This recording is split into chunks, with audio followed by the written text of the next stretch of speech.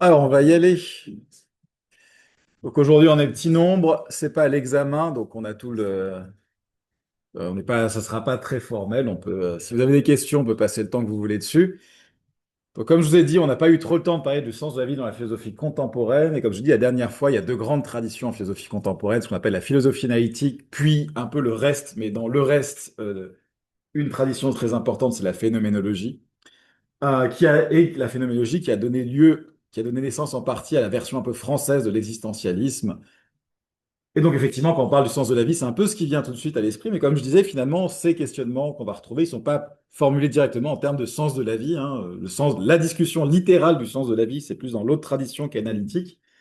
Mais en général, quand on parle des considérations un peu existentielles sur le sens de la vie, c'est un peu cette tradition-là qui vient à l'esprit. Alors, donc c'est pas l'examen ni rien. Et puis ça tombe bien parce que même si c'est quelque chose que je lis beaucoup et que j'ai beaucoup lu, je suis quand même toujours pas complètement sûr d'avoir tout compris. Donc, on va essayer ensemble de voir. Je vais quand même essayer de vous donner un peu les bases centrales. Donc, on va d'abord parler de phénoménologie un peu. Je vais vous dire d'où ça vient et comment ça a donné naissance un peu à l'existentialisme, donc français, classique, Sartre, Beauvoir. On va pas parler d'autres figures, on va surtout se concentrer sur celle-ci. Alors, du coup, allons-y. Voilà, donc, en gros, je vais essayer d'expliquer c'est quoi le but et le début de la phénoménologie telle qu'elle est créée par Husserl au tout début du XXe siècle. Et en gros, il faut voir que ça essaie de répondre à deux problèmes, entre autres. Mais un des premiers problèmes, c'est un problème qui hante la philosophie depuis Descartes au moins. C'est cette idée que on trouve quelque chose qu'on trouve chez Descartes et Locke. La connaissance, c'est un rapport entre un sujet et un objet de connaissance. Et finalement, dans ce que nous observons de l'objet de la connaissance, il y a rappelez-vous, on distingue à l'époque moderne hein, les qualités premières, c'est les choses qui sont vraiment dans l'objet, la taille par exemple, le poids, la forme, et puis les qualités secondes, l'idée qu'il y a des choses qui ne sont pas vraiment dans l'objet, mais qui sont juste des choses que l'objet a sur nous, hein. Par exemple, la douleur, la chaleur, par exemple, on peut dire que la température, c'est une qualité première de l'objet, mais le sentiment de chaleur ou de froideur, c'est plutôt une qualité seconde. Parce que une chose avec la même température, vous savez, peut apparaître à peut avoir des sensations de chaleur différentes. Par exemple, quand vous marchez sur le carrelage, vous avez froid. Quand vous marchez sur le tapis, vous avez moins froid, mais les deux sont à la même température, en fait, hein. Donc, techniquement, la sensation de chaleur ne vous indique pas directement une propriété qui est dans l'objet, plus la façon dont l'objet vous affecte.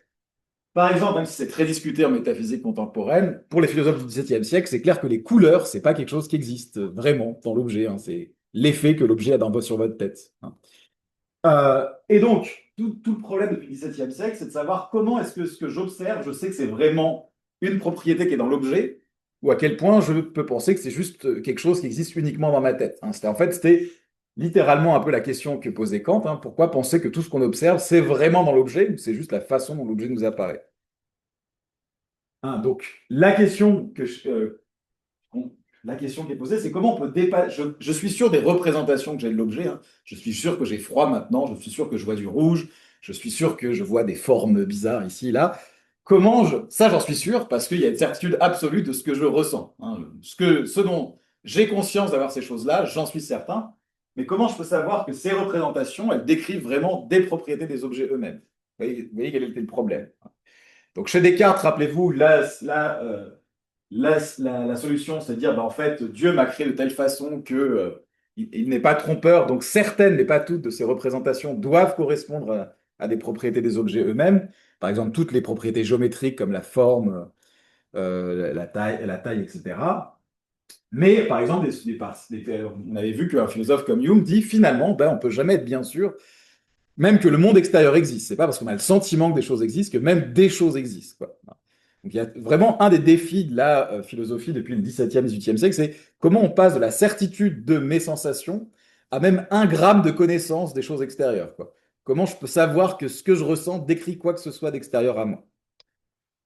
Alors, c'est un débat qui continue au XIXe siècle, hein. Donc, un philosophe que je vais introduire qui est assez, que vous ne connaissez pas, mais qui a eu un rôle important, c'est Ernst Mach. Je ne sais pas s'il y en a qui ont déjà entendu parler. Ernst Mach, c'est un peu la source ultime une source très importante pour la philosophie analytique, par exemple pour le cercle de Vienne et des choses comme ça. Donc, Ernst Mach, c'est à la base un physicien, hein. Il a donné son nom à la vitesse du son, si vous connaissez. C'est aussi un psychologue, c'est lui qui a théorisé et découvert le sens de l'équilibre. Comme vous savez, il y en a un sens de l'équilibre avec l'oreille interne. Et il avait construit des chaises qui permettaient de faire gigoter les gens dans tous les sens. Et après, il les faisait marcher et les gens s'éclataient comme ça. C'est un peu comme si vous demandez aux enfants, monte sur le tourniquet, puis après, dit, là, cours en ligne droite. Et puis, c'est toujours un moment très drôle. Voilà, vous pouvez refaire ça à la maison.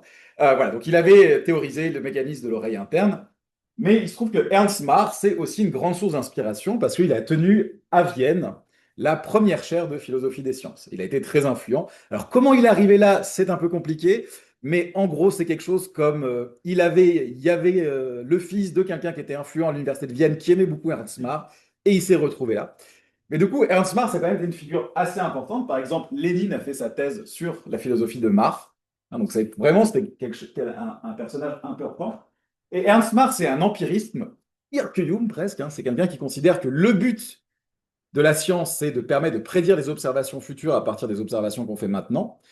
Et que pour faire ça, on va postuler qu'il existe un monde extérieur, des objets, des forces, des atomes, etc. Mais tout ça, ce sont des fictions, parce qu'on peut, tout ce dont on est sûr, c'est nos propres sensations. Hein.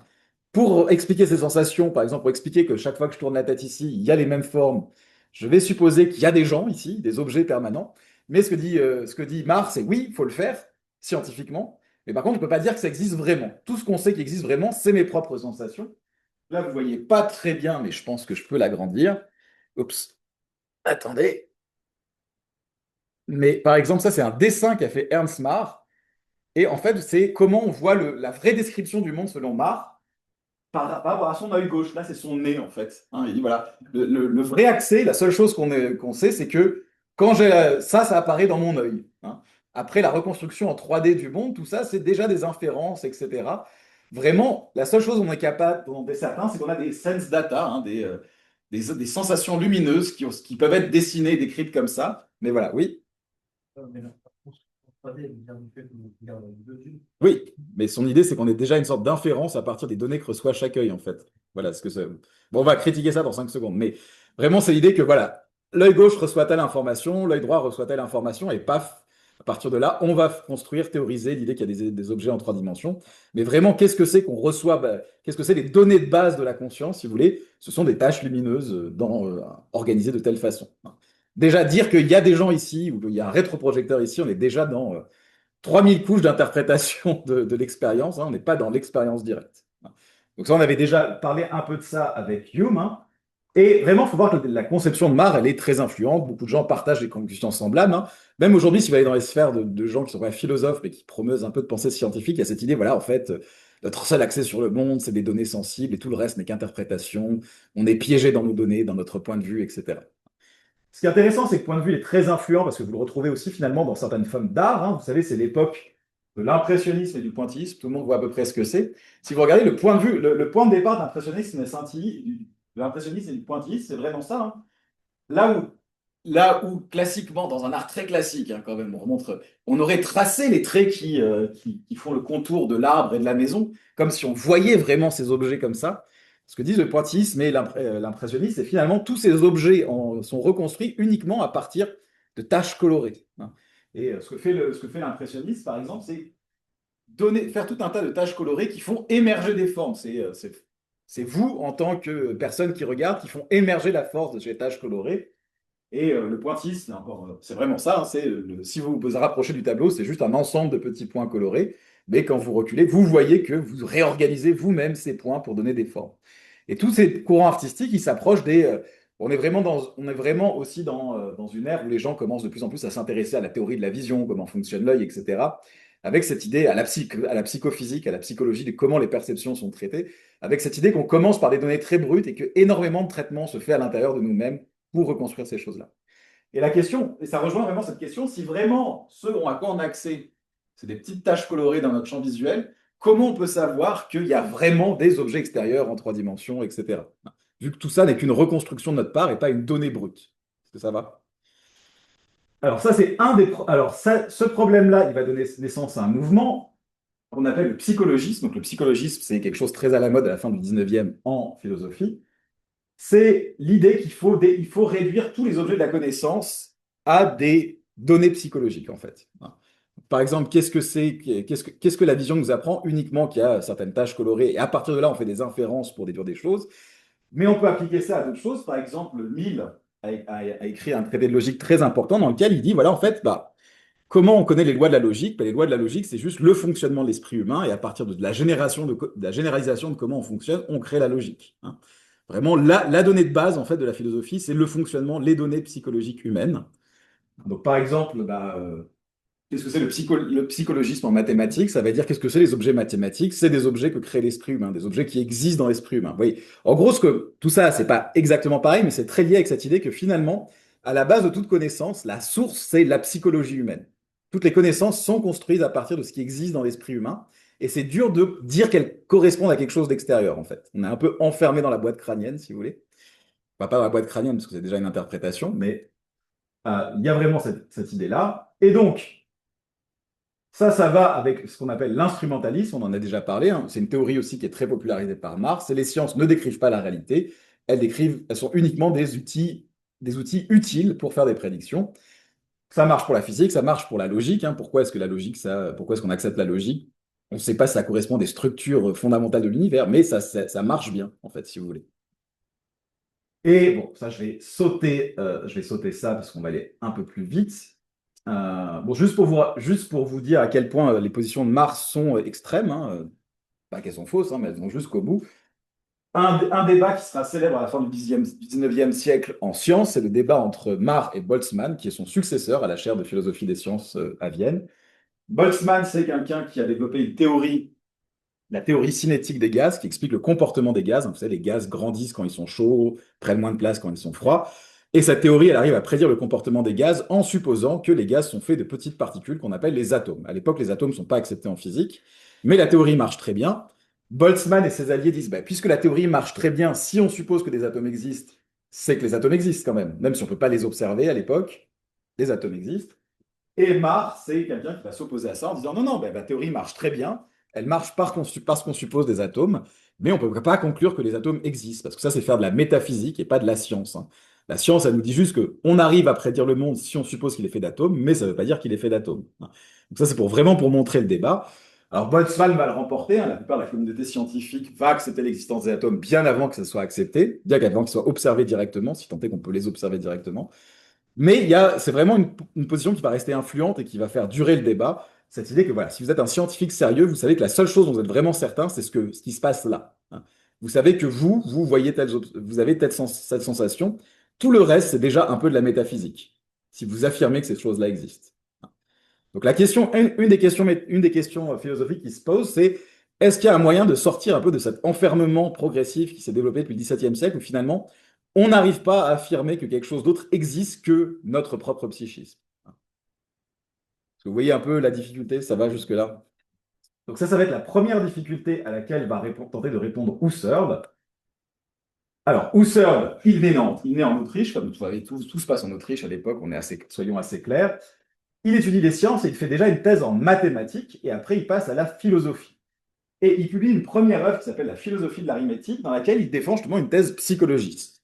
Il défend l'idée que qu'est-ce que c'est que les objets mathématiques? De quoi on parle quand on fait des mathématiques? Par exemple, quand on parle du cercle, du triangle, qu'est-ce que c'est la nature de ces objets? Ah bah, Husserl n'est pas du tout platonicien, il ne pense pas qu'on parle d'objets abstraits qui existent indépendamment de nous. Il dit voilà, tous les objets psychologiques, c'est juste des choses qui existent dans la tête des gens. C'est juste des créations c'est juste des créations de l'esprit humain, des créations de l'imagination humaine. Alors, cependant, il va abandonner cette position pour différentes raisons, mais comme je l'ai dit la dernière fois, une raison assez connue, c'est que Frege va faire une recension de son livre. Voilà. Pas forcément très positive. Et puis Husserl va se dire, ah ouais, en fait, c'est pas con. Il va trouver que les arguments de Frege sont assez corrects.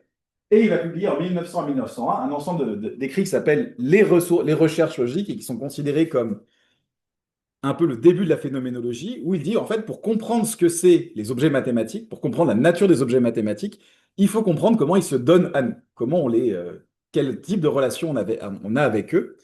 Et par exemple, Husserl va développer des arguments du genre, peut-être que le triangle n'existe pas uniquement comme objet de mon imagination, parce que déjà, quand je pense au triangle maintenant, et puis que j'y pense 2 jours après, il a arrêté, l'image que j'avais dans mon esprit a arrêté d'exister, mais j'ai le sentiment de parler du même objet. Hein, j'ai l'impression de retrouver le même objet dont je parlais il y a 2 jours. Alors que l'image particulière que j'avais en tête, elle a sûrement changé. Donc le triangle n'est pas la même chose que l'image. De plus, quand je parle du triangle avec d'autres mathématiciens, eh ben, on a quand même l'impression de parler du même objet. Hein, en général, il n'y a pas, ah ouais, moi je parle du triangle que j'ai là, ah, toi tu parles du triangle que tu as là. Non, non, on parle tous du même objet, pas de celui qu'on a à présent à l'esprit en ce moment. Donc c'est un objet qui existe pour différents sujets, tandis que l'idée que j'ai dans ma tête du triangle, l'image du triangle que j'ai dans mon imagination, bah, on n'a pas forcément la même là tout de suite quand on essaie d'imaginer un triangle. Donc c'est vraiment ça, c'est essayer de comprendre la nature des objets en parlant de la façon dont on a accès à eux. Est-ce que vous voyez vraiment l'idée? Donc le point des recherches logiques, c'est de dire que les objets logiques, mathématiques, géométriques, finalement, ils existent indépendamment de l'esprit humain. Donc il défend une thèse radicalement différente de celle qu'il défendait jusque-là. Et vraiment, son argumentation, c'est de se dire, voilà, quand on fait de la logique, quand on fait des mathématiques, sous quel aspect ces choses-là, elles se donnent à nous. Et si on regarde, selon lui, la façon dont on parle de ces choses, dont elles ont l'air de se donner à nous, n'est pas compatible avec l'idée que ces choses n'existent que dans notre esprit. Parce que vous voyez à peu près la méthode. C'est vraiment ça, la méthode phénoménologique qui va être développée. C'est pour comprendre la nature des choses, il faut d'abord comprendre comment on les perçoit, de quelle façon, comment on commence à en avoir connaissance avec elles. Donc, Husserl va reprendre le projet de Descartes selon lui, et son projet, c'est que la philosophie doit être une science rigoureuse et qu'elle doit constituer une base certaine pour l'ensemble des connaissances. Alors, on est dans un truc assez ambitieux, c'est-à-dire que la philosophie doit constituer le socle sur lequel vont s'appuyer toutes les autres connaissances, toutes les autres sciences, toutes les autres disciplines. Alors, pourquoi c'est quelque chose d'important à l'époque? Parce qu'on venait dans un contexte qui est appelé la crise des sciences. Alors en fait, c'est surtout 2 sciences, hein, mais c'est quand même les sciences. Alors la crise des sciences, elle a deux grandes sources. C'est la crise des fondements des mathématiques, pour ceux qui savent. Mais en gros, à l'époque, il y a ce qu'on appelle une crise de fondement des mathématiques. C'est l'idée que on sait faire des mathématiques depuis un moment, ça marche bien, mais à chaque fois dans les mathématiques, on suppose un certain nombre d'axiomes, de principes de base. Hein. Et en fait, on peut choisir différents sets d'axiomes, hein, de façon un peu arbitraire. Et donc, oui, il y a toute une question sur, voilà, c'est quoi la base des mathématiques? Est-ce que c'est juste un truc constructiviste? Est-ce que ça décrit la réalité? Comment on a une connaissance mathématique? En gros, on fait des mathématiques, mais qu'est-ce qu'on fait quand on fait des mathématiques? Toute une question là-dessus. Et il y a aussi une crise en physique, donc on est au tout début où on commence à trouver des phénomènes un peu bizarres qui ne correspondent pas à la physique classique, que ce soit dans le niveau relativiste ou au niveau quantique, hein, etc. On commence à avoir des observations comme ça. Et ce que dit Husserl, c'est qu'on commence à avoir des théories qui fonctionnent bien en physique, qui permettent de faire des prédictions, mais on ne comprend pas ce qu'elles disent de la réalité. Hein, donc c'est toujours le même problème qu'on a aujourd'hui, hein, dans les débats, par exemple, sur les interprétations de la physique quantique, c'est la théorie fonctionne, elle fait des prédictions qui marchent, mais qu'est-ce que ça dit exactement de la nature de la réalité? C'est un peu ça le problème de la physique à l'époque, qui perdure.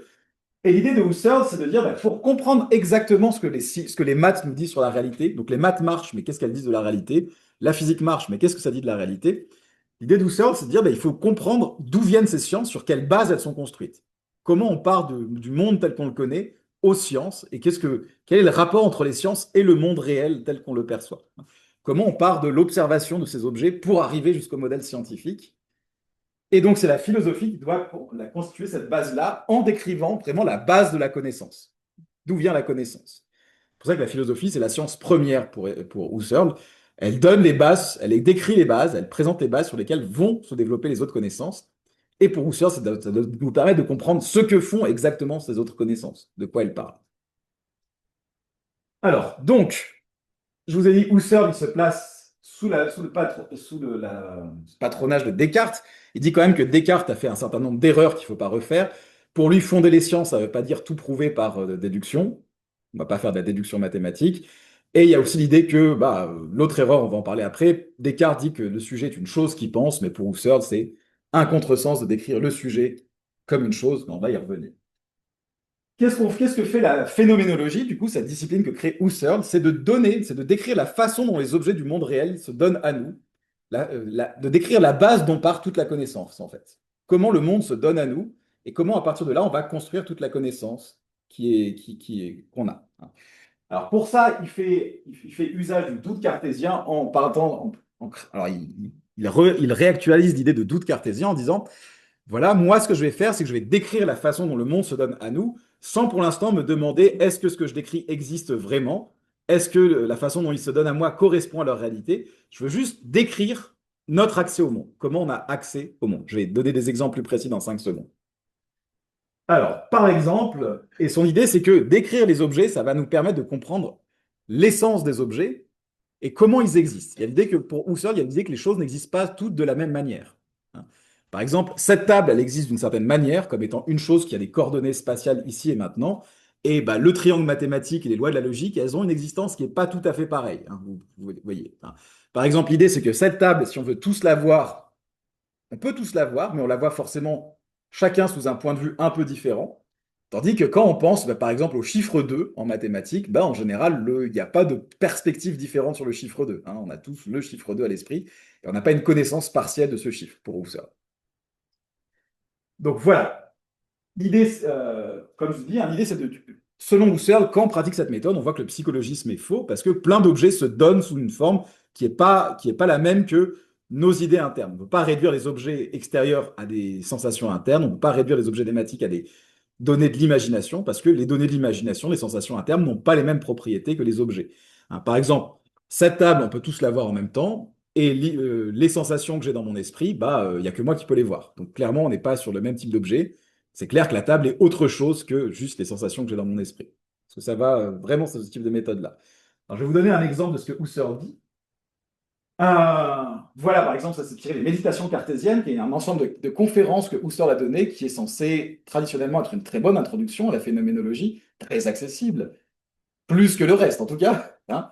Mais voilà, par exemple, ce que décrit Husserl ici. Hein.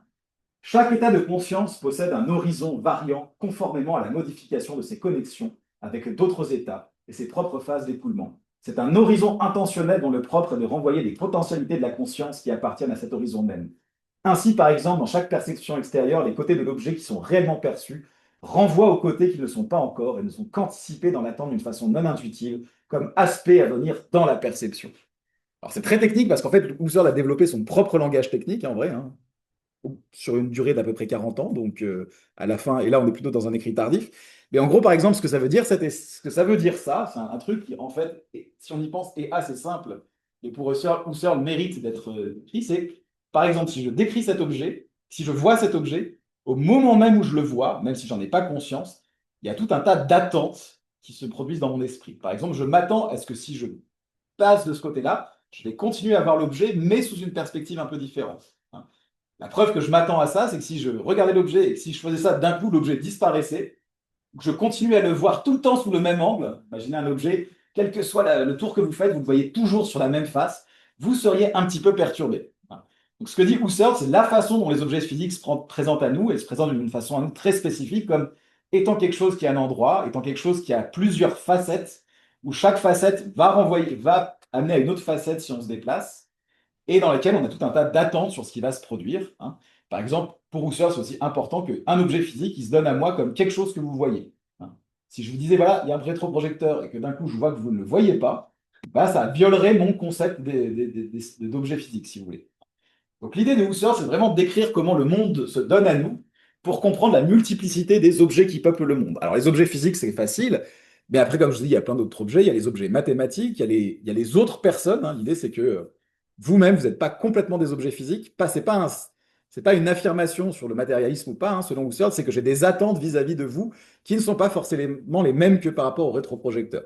Alors c'est clair que toutes les attentes que j'ai vis-à-vis du rétroprojecteur, je les ai pour vous, parce que vous êtes aussi des objets matériels.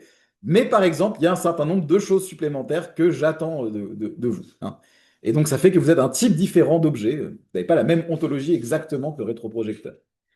Ça va, vous voyez à peu près le projet. Hein. Donc, vraiment, c'est de donner une sorte de fondement aux sciences en expliquant les sciences se bâtissent en fait sur ce que Husserl appelle le monde ordinaire et de quel type d'objet est peuplé ce monde ordinaire et comment j'ai accès à ce monde ordinaire.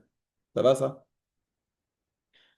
Alors, c'est pas très existentialiste pour l'instant, hein, je comprends, mais c'est la base sur laquelle va se construire l'existentialisme de Sartre et de Beauvoir. Alors, donc, dans les concepts de la phénoménologie, il y a justement quelque chose qui est très important par rapport à ce que j'ai dit, c'est que Husserl dit, la philosophie jusqu'ici a fait une erreur, les philosophies de Descartes, de Hume, le donné, ce qui m'est donné en premier lieu, c'est des objets. Je ne vois pas des sense data, je suis désolé. Il dit voilà, dans la philosophie classique, hein, moderne, qui naît de Descartes, de Locke, etc. Il y a cette idée que d'abord on a des sense data, on a des taches de couleurs, puis après on va faire des inférences et on va reconstruire des objets. Mais il dit, non, en fait, ça c'est déjà un discours théorique. Si je me contente de décrire la façon dont je vois le monde et le monde se donne à moi, je suis désolé, là je vois des objets, des gens, et j'ai pas d'inférence à faire. En fait, j'ai besoin de faire une inférence pour se dire, en fait, ce que je vois, c'est des sense data et c'est moi qui reconstruis tout ça. Mais en vrai, ça, c'est déjà un discours théorique, scientifique, sur lequel il y a plusieurs couches. Si je me contente de décrire la base de toute connaissance, la base de toute vie, bah, je suis désolé, je vois des objets dans le monde, des objets en trois dimensions, comme l'aurait peint un peintre classique, justement. Il y a l'idée on peint d'abord des choses classiques, et avec beaucoup de théories, on peut arriver au pointillisme et à l'expressionnisme. Mais si je donne vraiment la base même de toute connaissance, c'est la perception d'un monde dans lequel il y a des choses. Est-ce que vous voyez vraiment l'idée? Donc c'est vraiment de renverser un peu le discours classique, de dire que je ne vois que des taches de couleur, bah, c'est pas l'expérience que j'ai du monde. Ça, c'est quelque chose que je déduis. L'expérience première sur laquelle est bâtie toute ma connaissance, c'est un monde en 3D, avec peuplé d'objets, etc. C'est ça la base sur laquelle est construite toute la connaissance. Et si on rejette cette base-là, on n'a pas de base pour dire que finalement tout ce que je vois là-bas, c'est des sense data. Il y a vraiment ce truc-là. L'idée sur laquelle je vois que des sense data, elle a été construite par observation de choses dans ce monde qui m'est donné. Donc, il présuppose ce monde-là. Parce que, vous voyez, il y a vraiment un argument un peu. Il y a un argument qui se retourne un petit peu comme ça. Donc voilà, ce que dit Husserl, c'est vraiment, si je décris la base de mon expérience, c'est un monde peuplé d'objets. Et donc, ça, c'est ce qu'on appelle le donné. Hein, la description du donné, le donné, c'est pas les sense data, c'est les objets, c'est les choses, c'est le monde en trois dimensions. Et un autre concept important de la phénoménologie qu'introduit Husserl, c'est l'idée d'intentionnalité. Hein. Qu'est-ce que c'est l'intentionnalité? Donc ça, c'est une thèse fondamentale de Husserl, c'est que les objets sont donnés à une conscience, un sujet. Hein. La base de la connaissance, c'est le fait que des objets me soient donnés à moi en tant que sujet. Et cette conscience des objets, selon Husserl, elle est toujours intentionnelle. Qu'est-ce que ça veut dire? Ça veut dire que c'est toujours... La conscience n'existe que comme conscience de quelque chose. Ce que dit Husserl, c'est si on décrit le fonctionnement de la conscience, selon Husserl, la conscience pure n'existe pas, on est toujours conscience d'un objet particulier. La conscience n'existe pas sans être tournée vers un objet. Elle est fondamentalement duelle, si vous voulez. C'est une relation entre un sujet et un objet. Oui. Le sujet, dans ce cas-là, il peut se prendre lui-même pour objet. Alors, effectivement, et on va en parler dans 5 secondes, parce que c'est de là que Sartre tire plein de conséquences pour la liberté. Donc, on ne va pas développer ça tout de suite, mais dans 10-15 minutes. Voilà, donc ça, j'ai fini la description plus ou moins des bases de la phénoménologie. Est-ce que ça a un peu certain sens?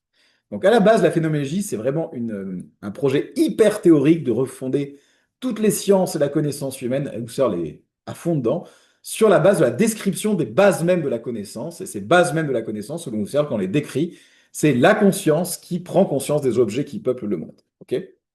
Oui, Plus que le j'arrive. fonctionnement de la conscience, c'est ce qui définit la conscience. Ouais, c'est vraiment une sorte de. Chez Husserl, c'est même pas une observation un peu comme ça, c'est la conscience, et par définition conscience d'objet. Et ça veut dire quoi, conscience, dans ce cas-là? Ah, c'est une bonne question. Alors, je n'ai pas la réponse de Husserl, mais il y a sûrement des descriptions très approfondies de la conscience. C'est la connaissance immédiate de quelque chose pour Husserl, je pense, quelque chose comme ça. Je pense que c'est quelque chose, mais je ne suis pas complètement sûr, donc je n'affirme pas. Oui. Mais l'objet peut aussi être quelque chose d'abstrait. Oui, ça peut être la conscience d'un objet mathématique, ça peut être un souvenir, ça peut être un objet qui n'existe plus, mais auquel vous vous rattachez par le souvenir, etc. C'est juste que pour lui, à la base de la connaissance, il y a la conscience du sujet qui prend différents objets et qui passe d'un objet à l'autre, mais il n'y a jamais de conscience.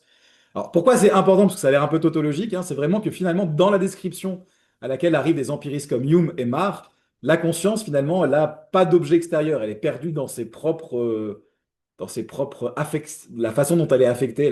C'est une conscience qui n'est pas dirigée vers un objet, mais tournée tout le temps vers elle-même et la façon dont elle est affectée.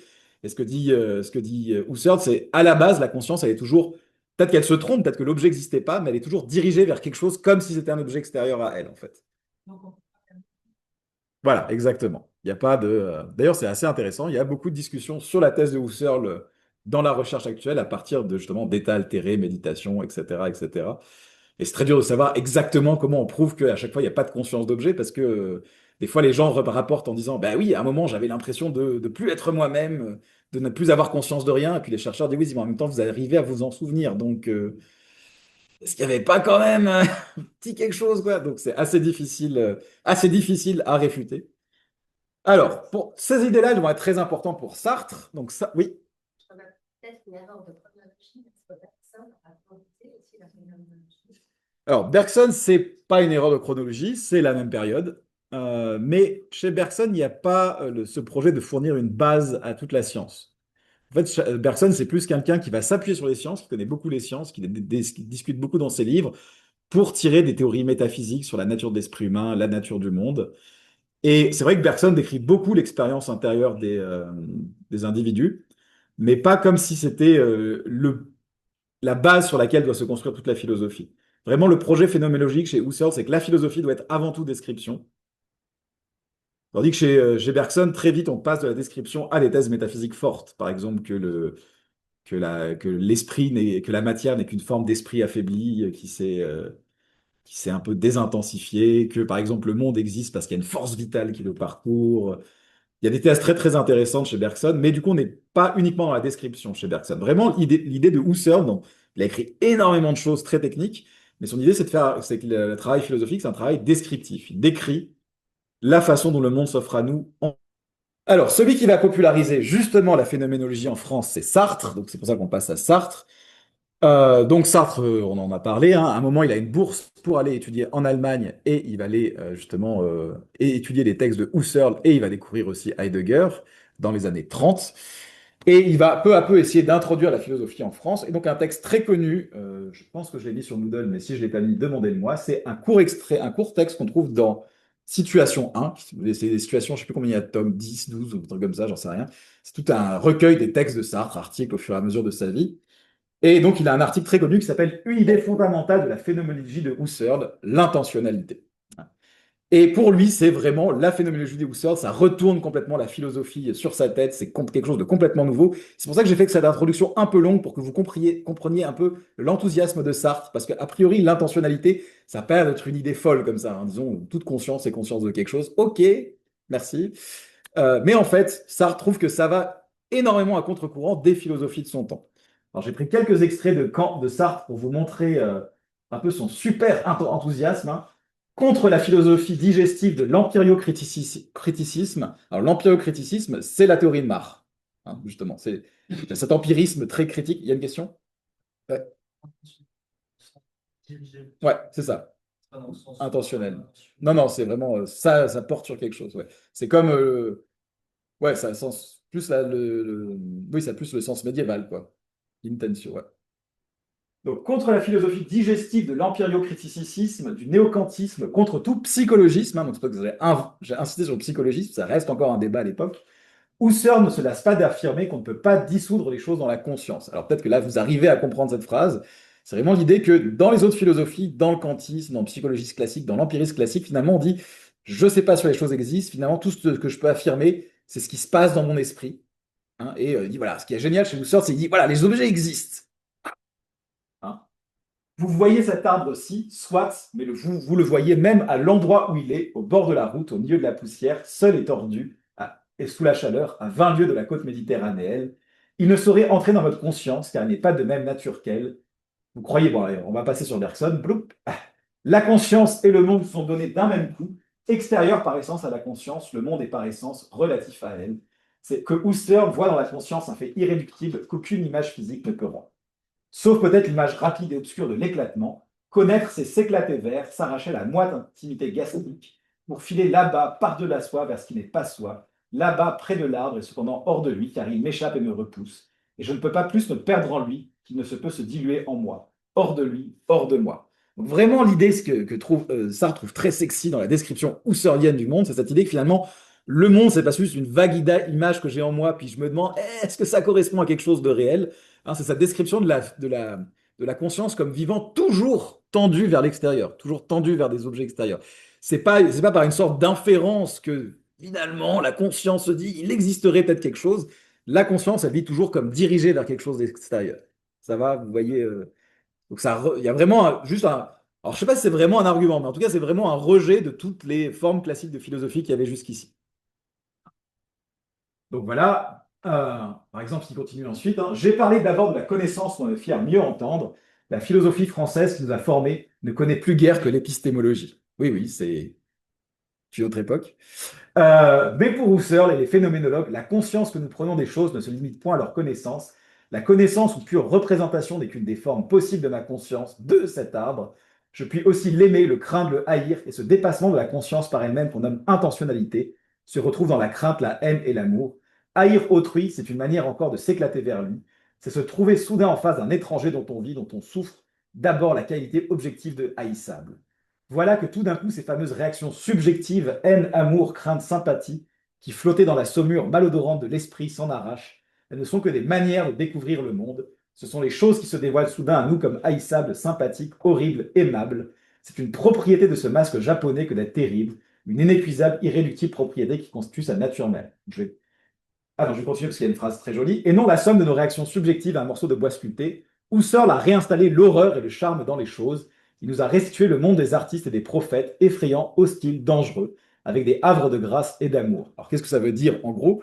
L'idée c'est que la théorie empiriste et le psychologisme ne s'appliquaient pas uniquement à la connaissance, ça s'appliquait aussi à toutes les réactions. L'idée c'est que par exemple, si je trouve que quelqu'un est détestable, alors je vise quelqu'un au hasard, cette personne, dans la philosophie classique de l'empirisme, on peut dire finalement, c'est juste que comment on l'expliquerait dans une philosophie très 17e, 18e, par exemple Spinoza même, pas forcément empirisme, hein, c'est l'idée que la détestabilité, c'est quelque chose qui existe en moi, c'est juste que moi j'ai des désirs, cette personne s'oppose à mes désirs, et donc je vais la juger détestable parce que je projette sur elle, finalement, le désagrément que cette personne me cause. Et ce que Sartre dit, c'est voilà, mais en fait, ça c'est déjà un discours théorique. Si je décris le monde tel qu'il se donne à moi, hein, j'ai pas le sentiment de projeter sur la personne quelque chose qui est en moi. C'est vraiment cette personne-là, elle est vraiment détestable. Regardez-la. Hein, j'ai vraiment l'impression que ce sentiment, il vient de la personne. C'est elle qui le cause. Hein, c'est la détestabilité. C'est quelque chose dans la personne. De la même façon, si je trouve une œuvre d'art belle selon la description phénoménologique, peut-être qu'en réfléchissant et en ayant un discours théorique, je peux dire si je la trouve belle, c'est parce qu'elle cause telle émotion en moi, etc. Mais elle se donne avant tout comme quelque chose de beau. La beauté se présente comme une qualité de l'objet et pas comme quelque chose en moi.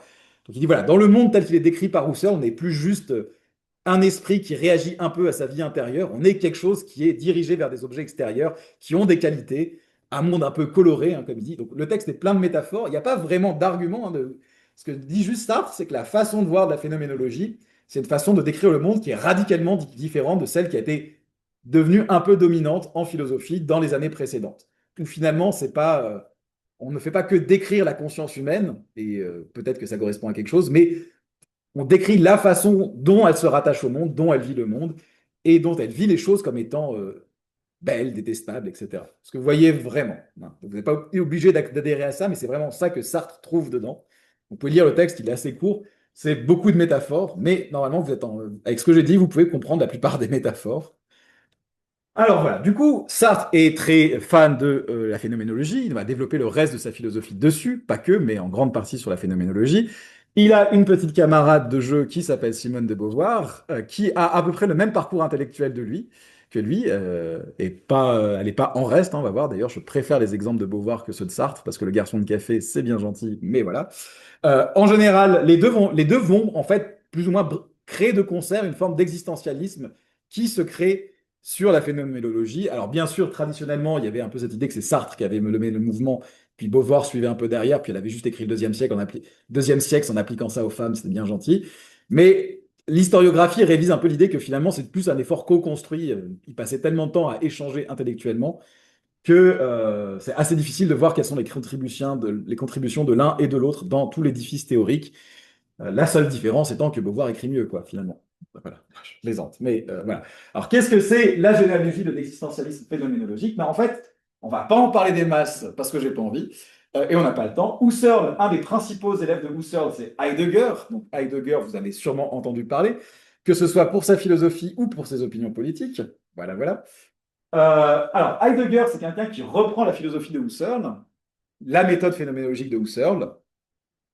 On va dire qu'il la reprend, voilà, pour simplifier, et qui va plutôt l'appliquer tant pas à la connaissance qu'à l'action humaine, qu'à la vie humaine. Qu'est-ce que c'est que vivre humainement? Par exemple, dans l'ouvrage fameux de Heidegger, c'est Être et temps. c'est expliquer qu'est-ce que c'est que vivre pour un être humain comme objet, comme personne située dans le temps. Qu'est-ce que ça veut dire exister, être pour un être humain? Et Heidegger va mêler Husserl à des considérations qui viennent d'autres auteurs comme Nietzsche, dont on a déjà parlé, et Kierkegaard, dont on va brièvement parler. Et la philosophie de Heidegger va inspirer des philosophes comme Sartre, de Beauvoir et Marcel, dont on n'a pas parlé. Bien sûr, Heidegger ne va pas du tout se reconnaître dans cette philosophie, hein. Il y a des échanges assez épiques sur le fait que Heidegger trouve que finalement l'existentialisme français, c'est pas terrible quand même, mais ça reste quand même une filiation. Alors, et du coup, on va partir sur les inspirateurs. Donc, qu'est-ce que les gens retiennent, qu'est-ce que les existentialistes comme ça retiennent de Nietzsche? Ben, finalement, c'est assez bizarre parce que Nietzsche n'est pas spécifiquement existentialiste, hein. Il est quelqu'un qui est très déterministe, hein. Votre vie est dirigée par qui vous êtes, par vos pulsions, par votre caractère. Mais ce qui va intéresser les existentialistes chez Nietzsche, c'est cette idée que la tâche de l'être humain, c'est de créer ses propres valeurs. Il n'y a pas de projet il n'y a pas de projet qui est donné universellement pour l'être humain. C'est à vous-même de créer vos valeurs, vos projets, etc. Et il y a cette phrase aussi, il faut devenir ce que l'on est, avec cette idée que l'identité est un travail permanent qui va être prise. Et par contre, de Kierkegaard, il y a beaucoup de choses qui vont être reprises. Alors, on n'a pas beaucoup parlé de Kierkegaard, je ne sais pas si vous savez, c'est un philosophe danois, sauf si je me trompe de pays du Nord, mais je pense à peu près sûr qu'il est danois. Donc, c'est un philosophe avant tout, j'allais dire catholique, mais plutôt chrétien, mais je suis plus sûr s'il est catholique, si quelqu'un peut vérifier. Donc, chrétien, qui a beaucoup discuté sur le sacrifice de la raison que demande la religion. Donc, Kierkegaard, c'est pas quelqu'un qui considère que c'est pas les gens que vous pouvez trouver, hein, qui vont vous dire ouais mais c'était rationnel et quand tu comprenais la science tu verrais que Dieu existe et que la religion, c'est la solution la plus rationnelle. Kierkegaard en est, oui, oui, la religion, c'est complètement irrationnel. C'est pour ça que ça requiert un saut dans la foi, une décision qu'on ne peut pas justifier entièrement comme étant la plus raisonnable. C'est l'idée qu'à un moment, on est capable de prendre des décisions comme ça qui ne reposent sur aucune bonne raison pour faire le saut dans la foi, hein. Donc il y a l'idée que à un moment donné, l'individu doit se baser sur ce qu'il appelle des vérités subjectives, sur des choses qui sont vraies pour lui, mais pour lesquelles il n'a pas de preuves, et c'est son choix, c'est de se dédier à ces vérités. Et il y a aussi quelque chose qui a beaucoup intéressé, dont on va beaucoup parler, ce qui intéresse beaucoup chez les existentialistes, chez Kierkegaard, c'est que chez Nietzsche, il fallait devenir ce que l'on est, mais chez Kierkegaard, on a la possibilité de refuser d'être ce qu'on est. Alors, littéralement, qu'est-ce que vous êtes pour Kierkegaard? Vous êtes un être qui a une parcelle de divin en lui, hein. Vous êtes appelé à des choses plus hautes comme le service de Dieu et la religion, mais c'est tout à fait pour vous, c'est tout à fait possible pour vous de rejeter cet appel et de vivre des vies d'un ordre inférieur, parce que vous êtes effrayé par l'exigence de cet appel, en fait. Hein, vous pouvez renier votre vraie nature et vous laisser aller à d'autres modes de vie que le mode de vie consacré à Dieu. Et bon, c'est sûrement quelque chose dont il a beaucoup réfléchi, parce que je ne sais pas si vous connaissez le grand fait de la vie de Kierkegaard, c'est qu'il a annulé son mariage au dernier moment. Donc il a peut-être eu un peu peur de l'appel de l'amour, et c'est quelque chose qu'il va regretter et sur lequel il va écrire beaucoup. Alors Kierkegaard, c'est un auteur très marrant parce que c'est quelqu'un qui a passé beaucoup de temps à se répondre à lui-même parce qu'il écrivait sous plusieurs pseudos. Et donc il a des conversations avec lui-même via certains écrits. C'est rigolo. Donc voilà, il était quelqu'un d'assez divisé. Voilà, donc l'auteur dont on va parler en premier, c'est Sartre, donc j'ai déjà présenté plusieurs fois, hein. Il n'y a pas grand-chose d'intéressant à savoir sur la vie de Sartre que ce qu'on a dit de plus. Il n'y a pas d'événement marquant, hein. Si vous voulez vous connaître la vie de Sartre, il faut lire les mots. Je ne sais pas si vous avez lu les mots de Sartre, hein, j'adorais quand j'étais ado, hein. C'est un peu vraiment l'histoire du type qui sent qu'il est destiné à quelque chose de plus grand depuis qu'il a l'âge de 5 ans. Bon, en plus, il a réussi, quoi. C'est assez inspirant. Bon, bref, voilà. Et donc, une des œuvres principales de Sartre, ça va être justement L'être et le néant, hein, ce gros volume de philosophie. Je ne sais pas si vous avez déjà vu la taille de L'être et le néant. C'est pas très, ça invite pas spécialement à la lecture, surtout qu'en fait c'est écrit très petit à l'intérieur en plus, hein, c'est pas. Donc c'est un volume qui couvre énormément de sujets et je vais pas tous les couvrir. Je vais me concentrer sur les premières sections de L'être et le néant. Alors ce qui est marrant, c'est que ça part de questions hyper abstraites pour aller très vite dans des considérations beaucoup plus pratiques. La question que pose Sartre, c'est je suis phénoménologue, je décris comment le monde se donne aux gens, et vous savez que des fois il y a des choses, il y a du rien qui se donne à vous. Il y a du non-être. Alors, qu'est-ce que ça veut dire? Eh ben, ça veut dire, par exemple, imaginez que j'attendais plus d'élèves aujourd'hui. Eh ben, je peux constater qu'il y a des élèves qui ne sont pas là, hein. Il y a du non-être, hein. Il y a des places vides. En gros, je peux avoir l'expérience du non-être. Alors voilà, c'est vraiment des choses assez simples, hein. Voilà, d'ailleurs, l'expérience banale réduite à elle-même ne semble pas dévoilée de non-être. Je pense qu'il y a 1500 francs dans mon portefeuille et je n'en trouve plus que 1300. Cela ne signifie point, nous dira-t-on, que l'expérience m'ait découvert le non-être de 1500 francs, mais tout simplement que j'ai compté 13 billets de 100 francs. Il est évident que le non-être apparaît toujours dans les limites d'une attente humaine. C'est parce que je m'attends à trouver 1500 francs que je n'en trouve que 1300. C'est parce que le physicien attend à la vérification de son hypothèse que la nature peut lui dire non. En gros, ce que dit Sartre au début, c'est de dire, voilà, dans la description que Husserl donne du monde, on pourrait se demander comment ça se fait que des fois on a l'impression qu'il y a des choses qui ne sont pas là. Parce que finalement, comme ça, la perception nous donne surtout ce qui est là. Hein, ça va jusque-là, vous voyez le problème. Donc je fais des fois l'expérience, je vois que des choses ne sont pas là. Mais c'est un peu paradoxal, hein, si vous voulez. En gros, ce que dit Sartre, et la réponse, elle est très simple, hein, il n'y a pas 10 000 pages qui sont entre la question et la réponse, je crois qu'il y a un paragraphe, c'est de dire, bah, en général, on voit qu'il y a des choses qui ne sont pas là, parce qu'on s'attend à ce que certaines choses soient là, et elles ne sont pas là. Ça va jusque-là? Vous arrivez à suivre? Hein. Alors, du coup, Sartre se pose la question. Alors, voilà, il dit cependant, l'expérience du non-être ne se limite pas à l'absence d'une expérience d'un être. Hein. On vit encore, voilà, c'est les côtés très husserliens, hein, on vit quand même l'absence comme telle. On sent l'absence, on voit l'absence. Hein. Voilà, c'est des descriptions tellement sartriennes. Forcément, une fois sur deux, ça implique des cafés parisiens. Si nous voulons décider à coup sûr, il n'est que de considérer un jugement négatif en lui-même et de nous demander s'il fait apparaître le non-être au sein de l'autre, où il se borne à fixer une découverte antérieure. J'ai rendez-vous avec Pierre à 4 heures. J'arrive en retard d'un quart d'heure. Pierre est toujours exact. M'aura-t-il attendu? Je regarde la salle, les consommateurs, et je dis il n'est pas là. Y a-t-il une intuition de l'absence de Pierre ou bien une négation intervient telle qu'avec le jugement? À première vue, il semble absurde de parler ici d'intuition. Intuition, ça veut dire perception, hein, dans le langage husserlien. Il semble absurde de parler d'ici d'intuition, puisque justement, il ne saurait y avoir intuition de rien, et que l'absence de ce Pierre est rien. Pourtant, la conscience populaire témoigne de cette intuition. Ne dit-on pas, par exemple, j'ai tout de suite vu qu'il n'était pas là? S'agit-il d'un simple déplacement de la négation? Regardons de plus près. Euh, ah, alors, c'est précisément un évanouissement perpétuel, c'est Pierre s'enlevant comme néon sur le fond de néantisation du café, de sorte qui est offert à l'intuition, c'est un papillotement de néant, c'est le néant du fond dont la néantisation appelle, exige l'apparition de la forme. Donc, en gros, ce que je vous résume, c'est que Sartre dit, voilà, c'est pas d'abord qu'on a l'expérience du plein, et puis on compare cette expérience du plein avec ce à quoi on s'attendait, puis on se dit, ah, bah, il n'est pas là. C'est que tout de suite, on a le sentiment d'une absence. Hein. C'est comme ça que le non-être surgit dans la vie humaine. L'intuition du néant surgit dans la vie humaine. Nous avons ce sentiment qu'il y a un trou, si vous voulez, qu'il manque quelque chose. Ça va, c'est de la phénoménologie. Vous voyez un peu le lien avec Husserl. Hein. L'idée, c'est que pour Sartre, il n'y a pas que des objets qui se donnent. Des fois, le rien apparaît d'une certaine façon dans l'expérience humaine. C'est un composant de l'expérience humaine. Ça s'explique bien sûr par le fait qu'on a des attentes, mais il est donné dans la réalité. Ça va jusque-là. Alors, ça va même quelque part, hein, je vous jure. C'est très progressif. Alors, du coup, la question de Sartre, c'est de dire, mais d'où vient le néant? A priori, les objets du monde eux-mêmes, ils sont ce qu'ils sont. Il n'y a pas de néant dans les objets du monde. Hein. Voilà. Cette table est une table. Alors, elle n'est pas un chat, c'est sûr, mais en soi, il n'y a pas de rien dans elle. Elle est table. Et la question, c'est comment est-ce qu'on peut arriver à amener du néant dans la réalité? Comment est-ce qu'on produit du néant, du non-être dans la réalité? Comment ça se fait? Hein. Alors, pour Sartre, la seule source de néant, c'est l'être humain, justement. Pourquoi? Parce que l'être humain, pour Sartre, c'est le seul être qui n'est pas ce qu'il est. Voilà, c'est le point important. Il y a l'idée que la table, elle est elle-même, le projecteur, il est lui-même, mais vous n'êtes pas complètement vous-même. Qu'est-ce que ça veut dire? Hein. En fait, Sartre, il y a une très jolie phrase, je vais le dire là quand même, l'homme est ce qu'il n'est pas et n'est pas ce qu'il est. Je est un autre, tout ça, tout ça.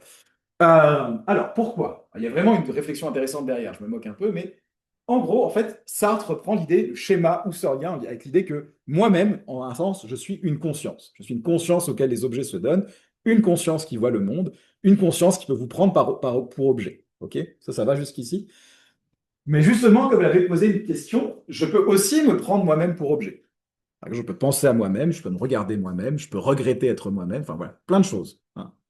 Mais ce que dit Sartre, c'est que, en vertu de ce schéma, à partir du moment où je me prends moi-même pour objet, je pense à moi-même, je m'aime moi-même, enfin, tout acte mental dirigé vers moi-même, se crée une scission entre le moi qui est ici, qui est le sujet de cet acte, le sujet de la connaissance par exemple, et le moi auquel je pense. En fait, à chaque fois que je pense à moi-même, je me dédouble. Je suis à la fois l'objet qui est pensé et la personne qui pense cet objet. Ça va jusque-là? Et selon Sartre, ça fait qu'il y a toujours une sorte de distance entre moi et moi-même. Finalement, je ne peux jamais être complètement moi-même parce que quand je pense à moi-même, il y a cet écart qui se creuse et je m'inspecte moi-même. Hein. Donc en fait, à l'intérieur même de la vie humaine, il y a une sorte d'écart entre moi et moi. Est-ce que ça va jusqu'ici? Et cet écart-là, pour Sartre, c'est la source de la liberté humaine. C'est que je suis comme ça, mais puisque je peux me prendre comme objet et m'observer, je peux rejeter ce que je suis. Je peux regretter ce que je suis. Je peux voir que je voudrais être autre chose. Et même si je suis content de ce que je suis, bah, il faut quand même que je fasse un acte d'approbation en disant, ah, je suis content de ce que je suis. Et donc, ça crée quand même une sorte d'écart entre moi et moi-même. Est-ce que vous voyez vraiment l'intuition? Vous voyez, je ne suis pas complètement à l'aise avec ce genre de philosophie, mais j'essaye de transporter la notion. Hein, mais il y a vraiment cette idée que la nature de la conscience humaine même, elle crée une sorte de gouffre entre moi et moi, à chaque fois que je me prends moi-même pour objet. Que donc, je suis jamais complètement complètement en adéquation avec moi-même. Ça va jusque-là. Ouais. Et du coup, ça crée une sorte de néant. Hein. Je ne suis pas moi-même. Hein. C'est l'être humain est une source de néant. C'est dans sa nature même d'être une source de non-être, parce qu'il n'est pas lui-même. Voilà. Hein. Alors, où est-ce que ça nous amène, tout ça? Eh bien, que justement, c'est se mettre à distance. Puisqu'on se met nous-mêmes à distance, on est capable de mettre le réel à distance. Et c'est en ça que consiste la liberté, selon ça. Hein. Voilà, je le lis dans des paroles beaucoup plus poétiques et élancées. Hein. L'être ne saurait engendrer que l'être, et si l'homme est englobé dans ce processus de génération, il ne sortira de lui que de l'être. S'il doit pouvoir interroger sur ce processus, c'est-à-dire le mettre en question, il faut qu'il puisse le tenir sous sa vue comme un ensemble, c'est-à-dire se mettre lui-même en dehors de l'être, et du même coup affaiblir la structure d'être de l'être. Toutefois, il n'est pas donné à la réalité humaine d'anéantir même provisoirement la masse d'être qui est posée en face d'elle. Ce qu'elle peut modifier, c'est son rapport avec cet être. Pour elle, mettre hors circuit un existant particulier, c'est se mettre elle-même hors circuit par rapport à cet existant. En ce cas, elle lui échappe, elle est hors d'atteinte, il ne saurait agir sur elle, elle s'est retirée par-delà un néant. Cette possibilité pour la réalité humaine de sécréter un néant qui l'isole, Descartes, après les stoïciens, lui a donné un nom, c'est la liberté. Mais la liberté n'est ici qu'un mot. Si nous voulons pénétrer plus avant dans la question, nous ne devons pas nous contenter de cette réponse et que nous devons nous demander à présent que doit être la liberté humaine si le néant doit venir par elle au monde. Alors, j'essaie de résumer. L'idée, c'est que la source de la liberté humaine, pour Sartre, c'est que nous ne sommes pas obligés d'accepter le monde tel qu'il est. Nous pouvons souhaiter d'autres mondes. Ça va jusque-là?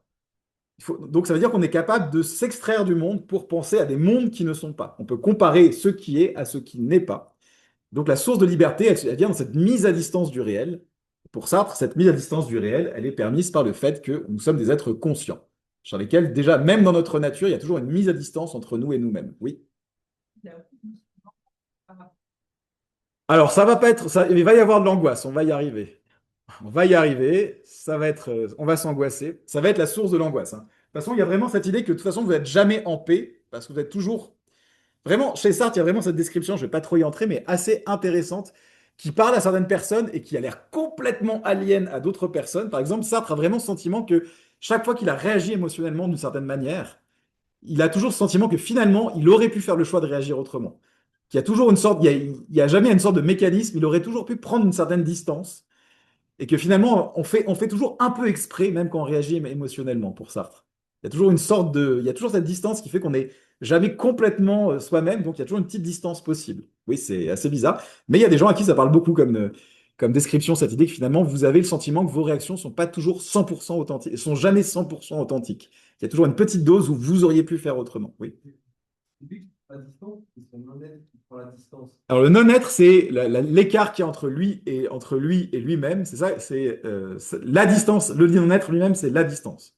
Ce qui crée le non-être, c'est cette distance. C'est la distance qui crée le non-être, qui est la source du non-être. C'est sa décision.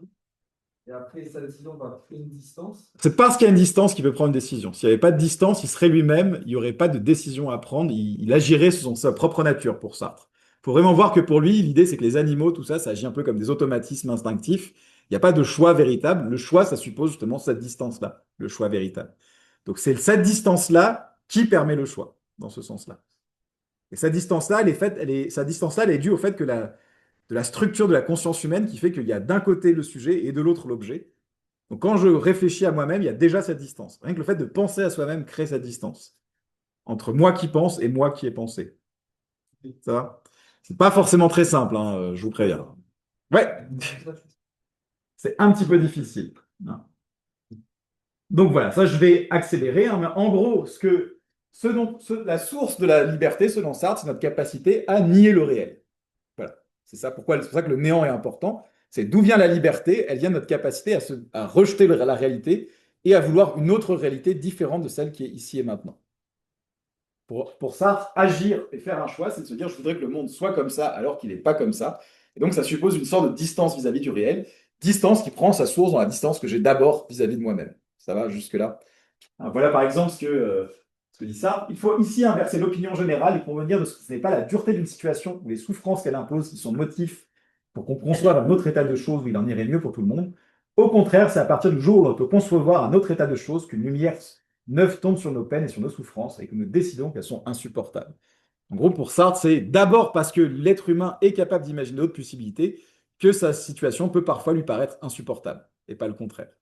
C'est parce qu'on peut comparer à d'autres mondes possibles qu'on se dit que cette situation, elle n'est pas vivable, quoi. Voilà, c'est ici. Hein. Tout au contraire, c'est lorsqu'il aura fait le projet de la changer qu'elle lui paraîtra intolérable. Cela signifie qu'il devra avoir pris du champ, du recul par rapport à elle, et avoir opéré une double néantisation. D'une part, en effet, il faudra qu'il pose un état de choses idéal comme pur néant présent. D'autre part, il faudra qu'il pose la situation comme néant par rapport à cet état de choses. Hein. En gros, pour changer le monde, il faut déjà que vous arriviez à penser un monde qui n'existe pas, c'est la première néantisation. Mais ensuite, il faut que vous arriviez à vous dire que le monde actuel n'est pas ce monde idéal, donc il y a un deuxième néant qui agit. Donc toute cette liberté demande beaucoup de néant, de non-être. C'est pas hyper évident, mais c'est la thèse principale. Donc voilà, donc ça je vais accélérer. Du coup, Sartre, c'est un philosophe qui rejette profondément toute idée de déterminisme. L'idée, c'est que le déterminisme, c'est quelque chose qui s'applique aux objets, justement. Mais vous-même, vous n'êtes pas un objet, vous êtes le sujet de la connaissance et vous échappez au déterminisme parce que vous êtes capable de vous mettre à distance du monde. Ouais, c'est pas évident, il y a plein de problèmes, mais c'est un peu la théorie. Voilà, donc, pour l'existentialiste, ce qui est important pour Sartre, c'est qu'il est impossible d'être soi-même. Sartre déteste toutes les morales qui vous disent d'être authentique ou d'être vous-même. Il dit ça, ça n'existe pas, c'est un mensonge. Vous êtes toujours jamais complètement vous-même. Vous êtes toujours un peu à distance de vous-même, et on verra que c'est une sorte de péché presque intellectuel de vouloir se dire qu'on est soi-même. Oui. C'est aussi partagé. Ça. Ah, clairement, à fond. On va y aller. On va finir sur une demi-heure de Beauvoir là, et vous allez voir que on est dedans. Il n'y a pas de différence. Ils sont à fond là-dedans. Hein, vraiment, par exemple, l'exemple du type détestable pour Sartre dans Le L'être et le néant, c'est imaginer quelqu'un qui se conduit d'une certaine façon et puis il vous dit, ouais, mais c'est ma nature, c'est comme ça, j'y peux rien, quoi. Non, mais vraiment, il décrit ce genre de personne. Il dit voilà, voilà, si quelqu'un qui essaye vraiment d'être lui-même, c'est ce genre de gars-là. Vous voulez être comme ce genre de gars-là? Non. Hein, vous savez que vous avez toujours la responsabilité, vous avez toujours la possibilité de changer un peu qui vous êtes. Et vous ne pouvez pas juste vous reposer sur l'idée que, bah ouais, c'est comme ça, je suis un connard, qu'est-ce que tu vas faire? J'y peux rien. Non, mais c'est vraiment ça, hein, c'est vraiment ça. Alors, chez Sartre utilise le mot salaud, il n'utilise pas le mot connard, mais on y reviendra. Il y a vraiment cette idée que, voilà, que c'est une sorte d'hypocrisie et que chez l'être humain, il n'y a personne qui est lui-même. Hein. Il y a toujours une distance critique possible entre vous et vous-même. C'est la base même de la liberté selon Sartre. Et chercher à être soi-même, finalement, c'est chercher à faire taire cette liberté. Hein. Donc c'est se chercher des excuses, littéralement, pour Sartre. Voilà, ben justement, je l'ai ici, hein, c'est ce qu'il appelle le vice de la sincérité. Hein, alors, j'ai pas l'exemple que vous avez, mais voilà. Ce qu'il appelle le vice de la sincérité, c'est dans la première partie aussi de L'être et le néant. Il dit voilà, là, ce qu'il appelle la sincérité, ce qu'on appellerait plus l'authenticité aujourd'hui, hein, parce que sincérité, ça fait pas mentir, mais là, ce qu'il appelait, c'est la personne qui sont eux-mêmes. Voilà, moi, je suis comme, moi, je mens pas, je suis qui je suis. Ça, c'est un peu la pub de McDo, venez comme vous êtes. Elle est peut-être un peu vieille, peut-être que les gens s'en rappellent pas. Mais c'est vraiment ça. Et ce que Sartre dit, ben, ça, c'est juste pas possible et c'est pas une bonne idée. En général, quand les gens prétendent être qui ils sont, c'est surtout pour se trouver des excuses. Enfin, c'est voilà, je suis comme ça, il faut m'accepter comme je suis, tout entier, je vais pas faire d'efforts. Voilà, si tu m'acceptes pas avec tous mes défauts, c'est que tu m'aimes pas vraiment moi-même. Voilà, c'est tout ce genre d'attitude-là. Hein, et pour Sartre, c'est pas terrible. Voilà, donc il donne un exemple, voilà, ce que Sartre donne un exemple, voilà, je tirais des mots, j'ai pris des exemples plus littéraires, qui explique, qui représente un peu ce que je vous ai dit, pour Sartre, on a toujours finalement en soi le sentiment d'être pas vraiment nous-mêmes, parce que quand on se prend soi-même comme objet, on a toujours ce décalage envers nous-mêmes, Par contre, quand on prend les autres comme objets, quand je vous prends vous, vous avez l'air d'être des personnages à part entière. Vous êtes des objets avec votre caractère. Je ne sens pas la division qu'il y a en vous. Et donc, je vous envie parce que moi-même, j'ai jamais l'impression d'être complètement moi-même. Mais vous, vous êtes vraiment vous-même, hein, de mon point de vue. Alors, donc justement, il y a un exemple dans les mots, parce que Sartre est toujours hyper subtil quand il passe du roman à la philosophie. Hein, c'est juste les thèses sont plaquées comme ça. Hein, Monsieur Simoneau, collaborateur de mon grand-père, déjeunait avec nous le jeudi. J'enviais ce quinquagénaire aux joues de fille qui cirait sa moustache et teignait son toupet. Quand Anne-Marie lui demandait, pour faire durer la conversation, s'il aimait bar, s'il se plaisait à la mer, à la montagne, s'il gardait bon souvenir de sa ville natale, il prenait le temps de la réflexion et dirigeait son regard intérieur sur le massif granitique de ses goûts. Quand il avait obtenu le renseignement demandé, il le communiquait à ma mère d'une voix objective en saluant de la tête. L'heureux homme, il devait, pensais-je, s'éveiller chaque matin dans la jubilation, recenser de quelques points sublimes ses pics, ses crêtes et ses vallons, puis s'étirer voluptueusement en disant c'est bien moi, je suis Monsieur Simoneau tout entier. Naturellement, j'étais fort capable, quand on m'interrogeait, de faire connaître mes préférences et même de les affirmer, mais dans la solitude, elles m'échappaient. Loin de les constater, il fallait les tenir et les pousser, leur insuffler la vie. Je n'étais même plus sûr de préférer le filet de bœuf au rôti de veau. Que n'eusse-je donné pour qu'on installât en moi un paysage tourmenté des obstinations droites comme des falaises. Quand Madame Picard, usant avec tact du vocabulaire à la mode, disait de mon grand-père Charles est un être exquis, ou bien on ne connaît pas les êtres, je me sentais condamné sans recours. Les Caillons du Luxembourg, Monsieur Simonet, les Marronniers, Karl et Mamie, ses grands-parents, hein, c'est Karl et Mamie, c'était des êtres, pas moi. Je n'en avais ni l'inertie, ni la profondeur, ni l'impénétrabilité. J'étais rien. Une transparence ineffaçable. Ma jalousie ne connut plus de bornes le jour où on me l'apprit que Monsieur Simoneau, cette statue, ce bloc monolithique, était par-dessus le marché indispensable à l'univers. Je continue pas. En gros, vous voyez, il dit, voilà, de l'extérieur, voilà, il y a tel machin, il y a machin, il aime tel truc, il a tel rôle, il est ça, quoi. Hein. Et moi, bah, je suis jamais bien sûr. Hein, on me demande si j'aime ça. Alors oui, j'aime ça, mais en fait, je pourrais aimer quelque chose d'autre. J'ai pas l'air d'être aussi stable intérieurement que les êtres extérieurs. Et bah, en gros, l'idée de ça, c'est que forcément, Monsieur Simoneau a aussi le même sentiment, hein, même si ça se voit pas trop. Mais c'est que moi-même, à l'intérieur, je vois bien que je ne suis pas un être immuable. Je peux toujours remettre en cause ce que je suis. Ce qui crée une sorte de fragilité jamais satisfaite. Alors, ce qui est assez intéressant, c'est que Beauvoir décrit exactement la même chose dans son vocabulaire. Donc ça, c'est tiré de Pour une morale de l'ambiguïté. Il y a une section qui commence à les autres, et vous allez voir, c'est exactement la même chose. Comme elle a de la chance, disait une psychasthénique en regardant une femme qui pleurait, elle pleure pour de bon. Elle aussi pleurait bien souvent, mais ce n'était pas de vraies larmes, une comédie, une parodie, c'était ses larmes. L'homme normal ne pense pas être fait ni de verre ni de bois, ne se prend ni pour une marionnette ni pour un fantôme, mais lui non plus ne peut jamais croire pleinement ni à ses larmes ni à son rire. Rien de ce qui lui arrive n'est tout à fait vrai. J'ai beau me regarder dans une glace, me raconter ma propre histoire, je ne me saisis jamais comme un objet plein. J'éprouve en moi ce vide qui est moi-même, j'éprouve que je ne suis pas. Hein. Hein. Et c'est pourquoi tout culte du moi est en vérité impossible, je ne peux me destiner à moi-même. Souvent dans ma jeunesse, je me suis désolé de ne posséder aucune personnalité, alors que certaines camarades m'éblouissaient par l'éclat de leur originalité. Autrui revêt facilement ce caractère merveilleux et inaccessible, car lui seul éprouve pour soi ce vide qui est en son cœur. Pour moi, il est dans le monde un objet, une plénitude. Moi qui ne suis rien, je crois en son être. Et cependant, il est autre chose aussi qu'un objet. Il a l'infinité de sa transcendance qui peut sans cesse reculer l'horizon vers lequel elle s'élance. Je ne sais si Dieu existe et aucune expérience ne peut me le rendre présent. L'humanité ne se réalise jamais. Voilà. Vous voyez, c'est exactement la même expérience. Hein, ce que dit Beauvoir, c'est voilà, toutes mes camarades de classe, elles avaient toutes leur personnalité. Elle, c'était la sportive, la poète, la machin. Puis moi, je me sens toujours comme n'ayant jamais une personnalité fixe, comme si je devais toujours intentionnellement choisir. Tandis que si j'avais vraiment une personnalité, ben, j'aurais pas à choisir. Hein. Ma personnalité, elle me dirait comment je dois réagir, comment ce que je dois choisir. Mais voilà, ce que dit plus clairement Beauvoir, c'est que finalement, selon Sartre et Beauvoir, ce malaise, il est partagé par chacun d'entre vous, sauf si vous êtes pleinement des Monsieur Simoneau. Mais, et par contre, quand vous voyez les autres, bah, les autres, ils ont clairement une identité bien définie en général. Hein. Vous savez, c'est comme les élèves au fond de la classe, il y a le mec qui est le rigolo, le machin, tout le monde a son petit label, et c'est fini, et tout va très bien. Mais ce que disent Beauvoir et Sartre, c'est qu'en fait, bah, ça marche pour les autres, mais pour nous-mêmes, on se sent jamais complètement en phase avec le label qu'on s'est collé. Même si des fois, on aimerait bien se coller des labels pour mettre fin à ce malaise. Hein. Et d'ailleurs, Sartre défend l'idée. Il y a un roman un roman court qui s'appelle L'enfance d'un chef. C'est littéralement le mec qui devient d'extrême droite, nazi, antisémite, parce qu'au moins, ça lui donne une identité. Voilà. Allons-y, tout de suite, jusqu'au bout, quoi. Alors, une conférence connue de Sartre, c'est l'existentialisme et l'humanisme.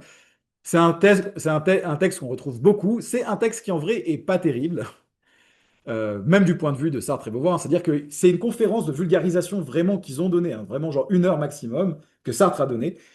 Et des fois, ça simplifie énormément certains points. Donc faites attention quand vous lisez l'existentialisme est un humanisme. Je ne vais pas reprendre tous les points. Alors, il y a cette phrase célèbre qui est l'existence précède l'essence, hein. Donc, vous savez, l'essence, c'est ce qui fait l'identité d'un objet. Par exemple, qu'est-ce qui fait qu'une licorne est une licorne? C'est qu'elle a une corne et qu'elle est un cheval, hein, voilà. Et l'existence, c'est le fait d'être ici, dans le monde, d'avoir au moins un exemplaire. Donc, vous pouvez penser que les licornes ont une essence, même si elles n'ont pas d'existence. Est-ce que ça va? Et en général, on considère dans un modèle classique que les choses ont une essence et puis après, elles ont ou pas une existence. Et bon, Sartre défend cette phrase avec cette idée. Alors, ce qui est là, c'est un exemple de passage qui est pas très bon, hein. Sartre explique dans la conférence ce passage en disant, ben regardez, le coupe-papier, il préexiste dans la tête du mec qui crée un coupe-papier. Le type, il invente l'existence du coupe-papier. Donc, ça parle peut-être plus trop le coupe-papier, mais c'est pas grave, hein.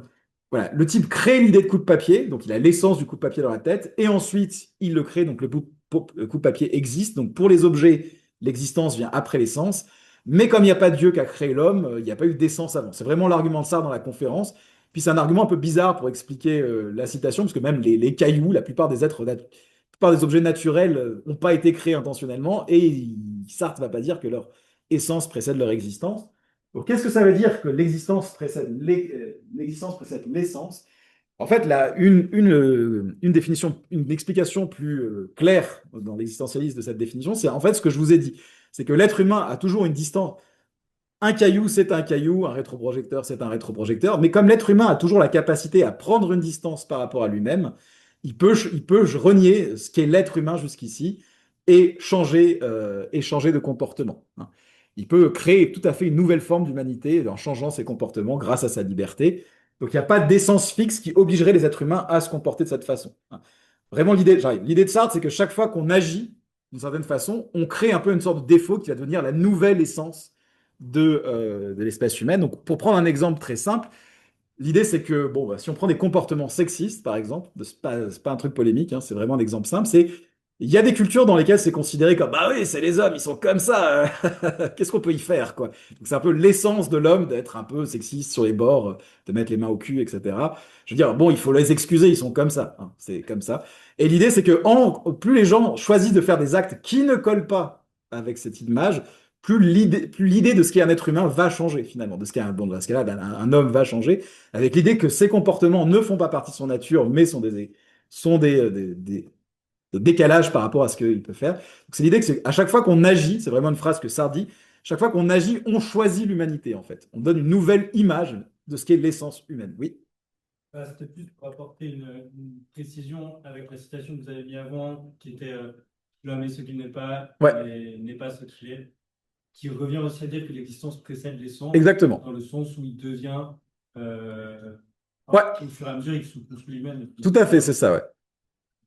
Exactement. Bah ça, oui, il y a vraiment cette idée que l'essence de l'homme, ce qu'est l'homme, c'est quelque chose qui n'est pas là à la base et qui est jamais stable, hein, en plus, qui peut toujours changer.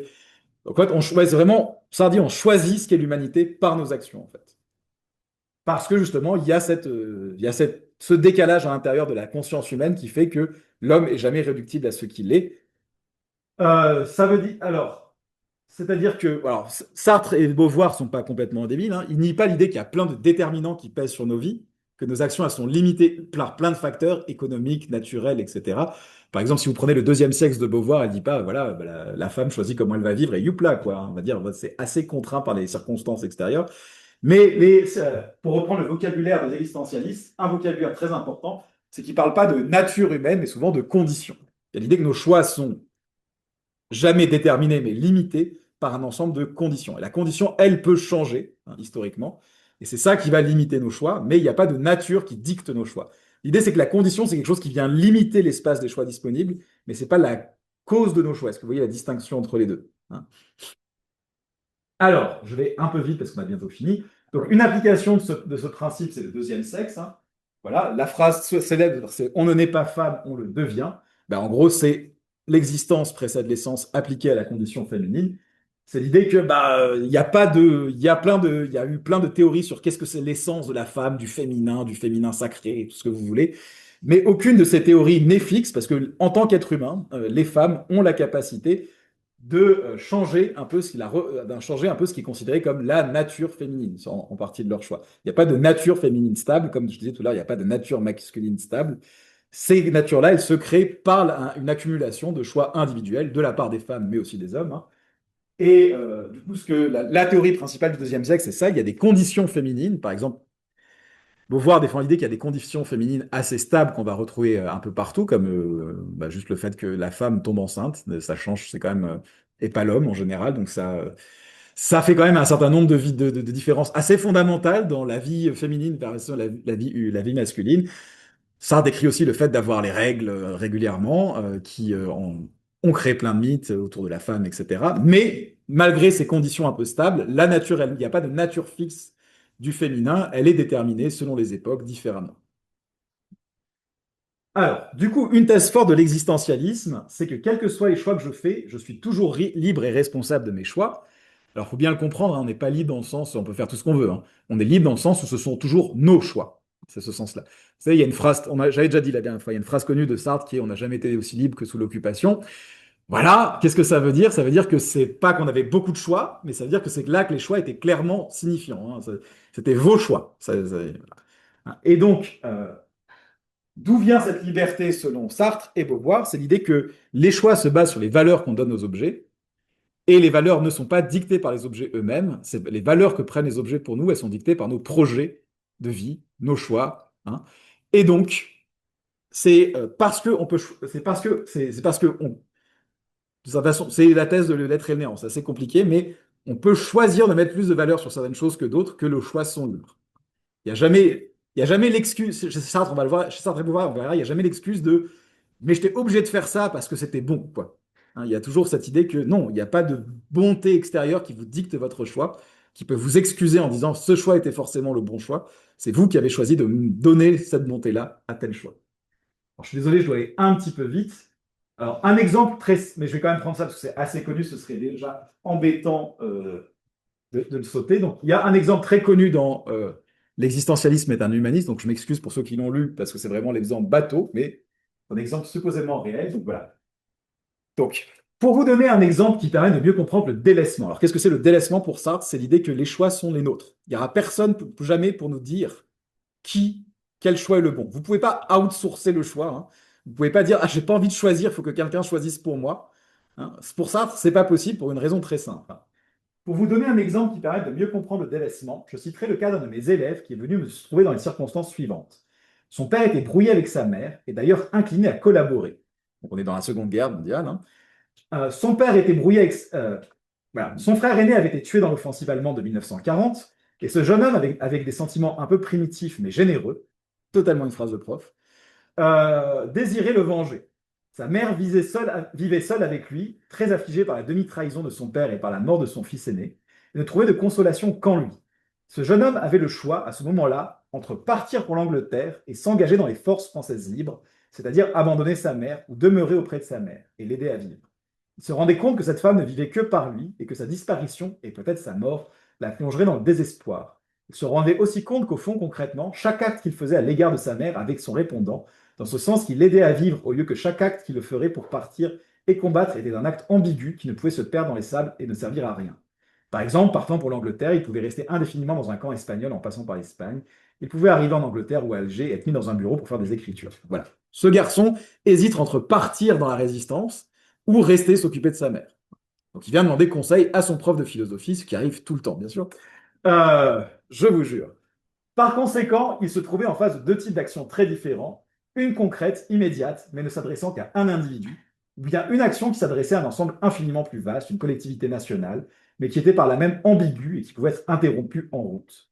Et en même temps, il hésitait entre deux types de morale, d'une part une morale de la sympathie, du dévouement individuel, et d'autre part une morale plus large, mais d'une efficacité contestable. Il fallait choisir entre les deux. Qui pourrait le guider, hein? Et alors, ce que lui répond Sartre, c'est qu'en fait, il ne peut pas demander à quelqu'un de choisir à sa place parce que, en fonction de la personne à qui il va choisir, il a déjà fait le choix. Euh, voilà, ce qui veut dire que je ne puis ni chercher en moi l'état authentique qui me poussera à agir, ni demander à une morale les concepts qui me permettront d'agir. Au moins, direz-vous, est-il allé voir un professeur pour lui demander conseil, Mais si vous cherchez un conseil auprès d'un prêtre, par exemple, vous avez choisi ce prêtre, vous saviez déjà au fond plus ou moins ce qu'il allait vous conseiller. Autrement dit, choisir le conseilleur, c'est encore s'engager soi-même.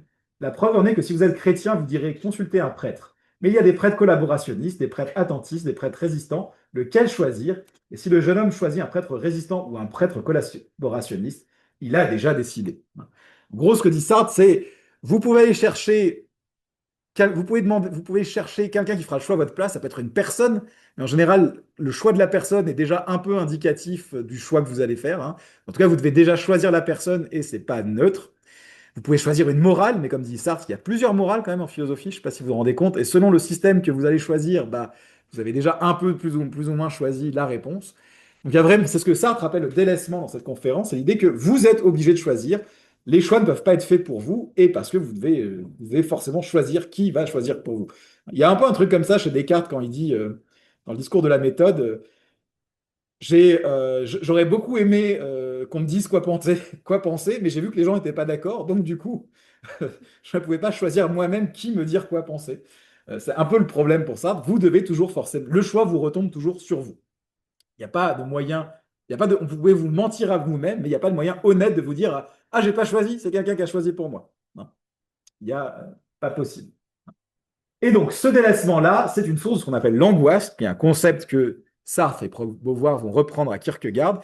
C'est l'idée que choisir, c'est pas toujours très agréable.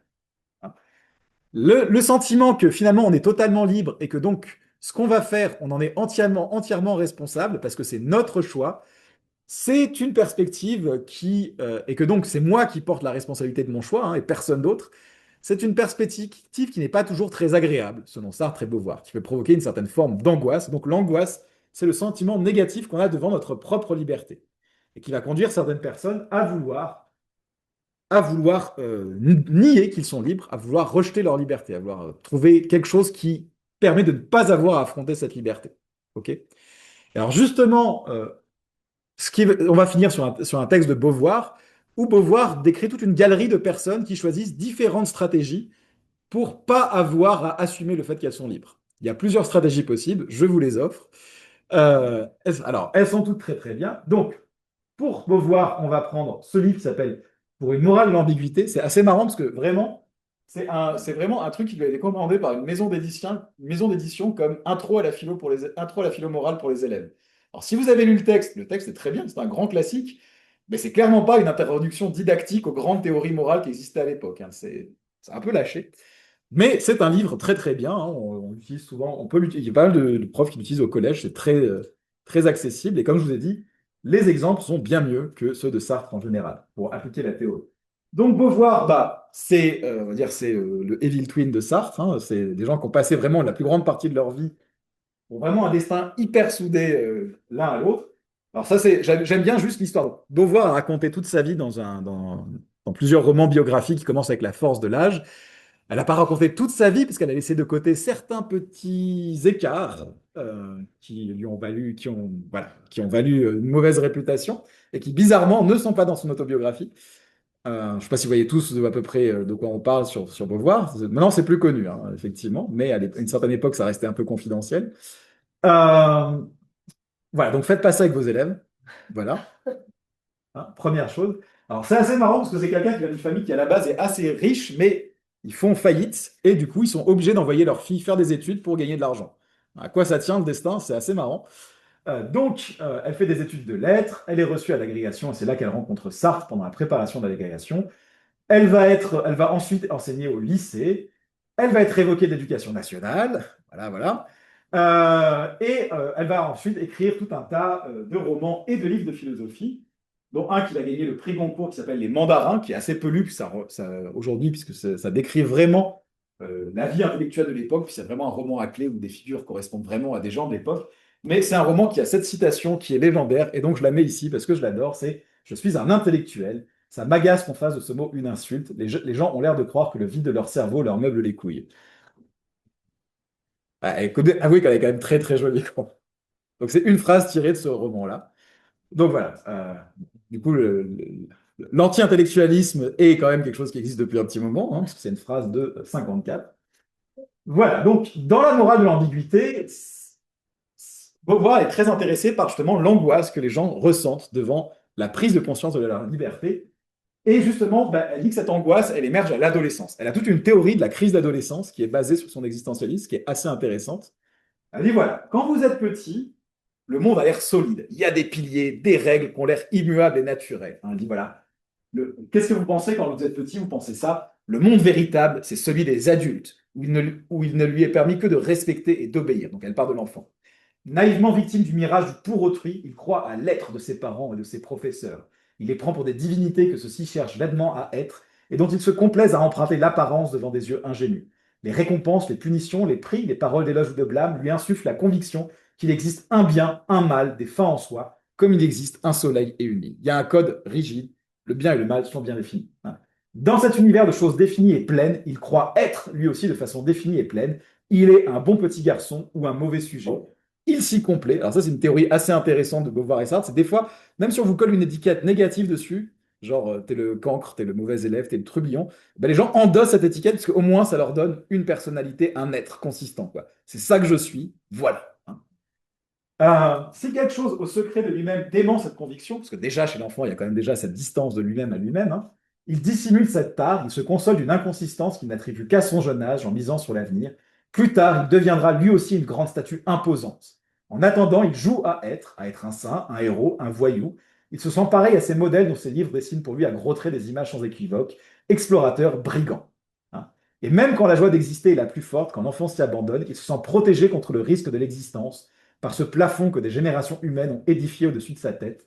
Et c'est en cela que la condition de l'enfant, encore qu'elle puisse être par d'autres côtés malheureuse, est métaphysiquement privilégiée. L'enfant échappe normalement à l'angoisse de la liberté.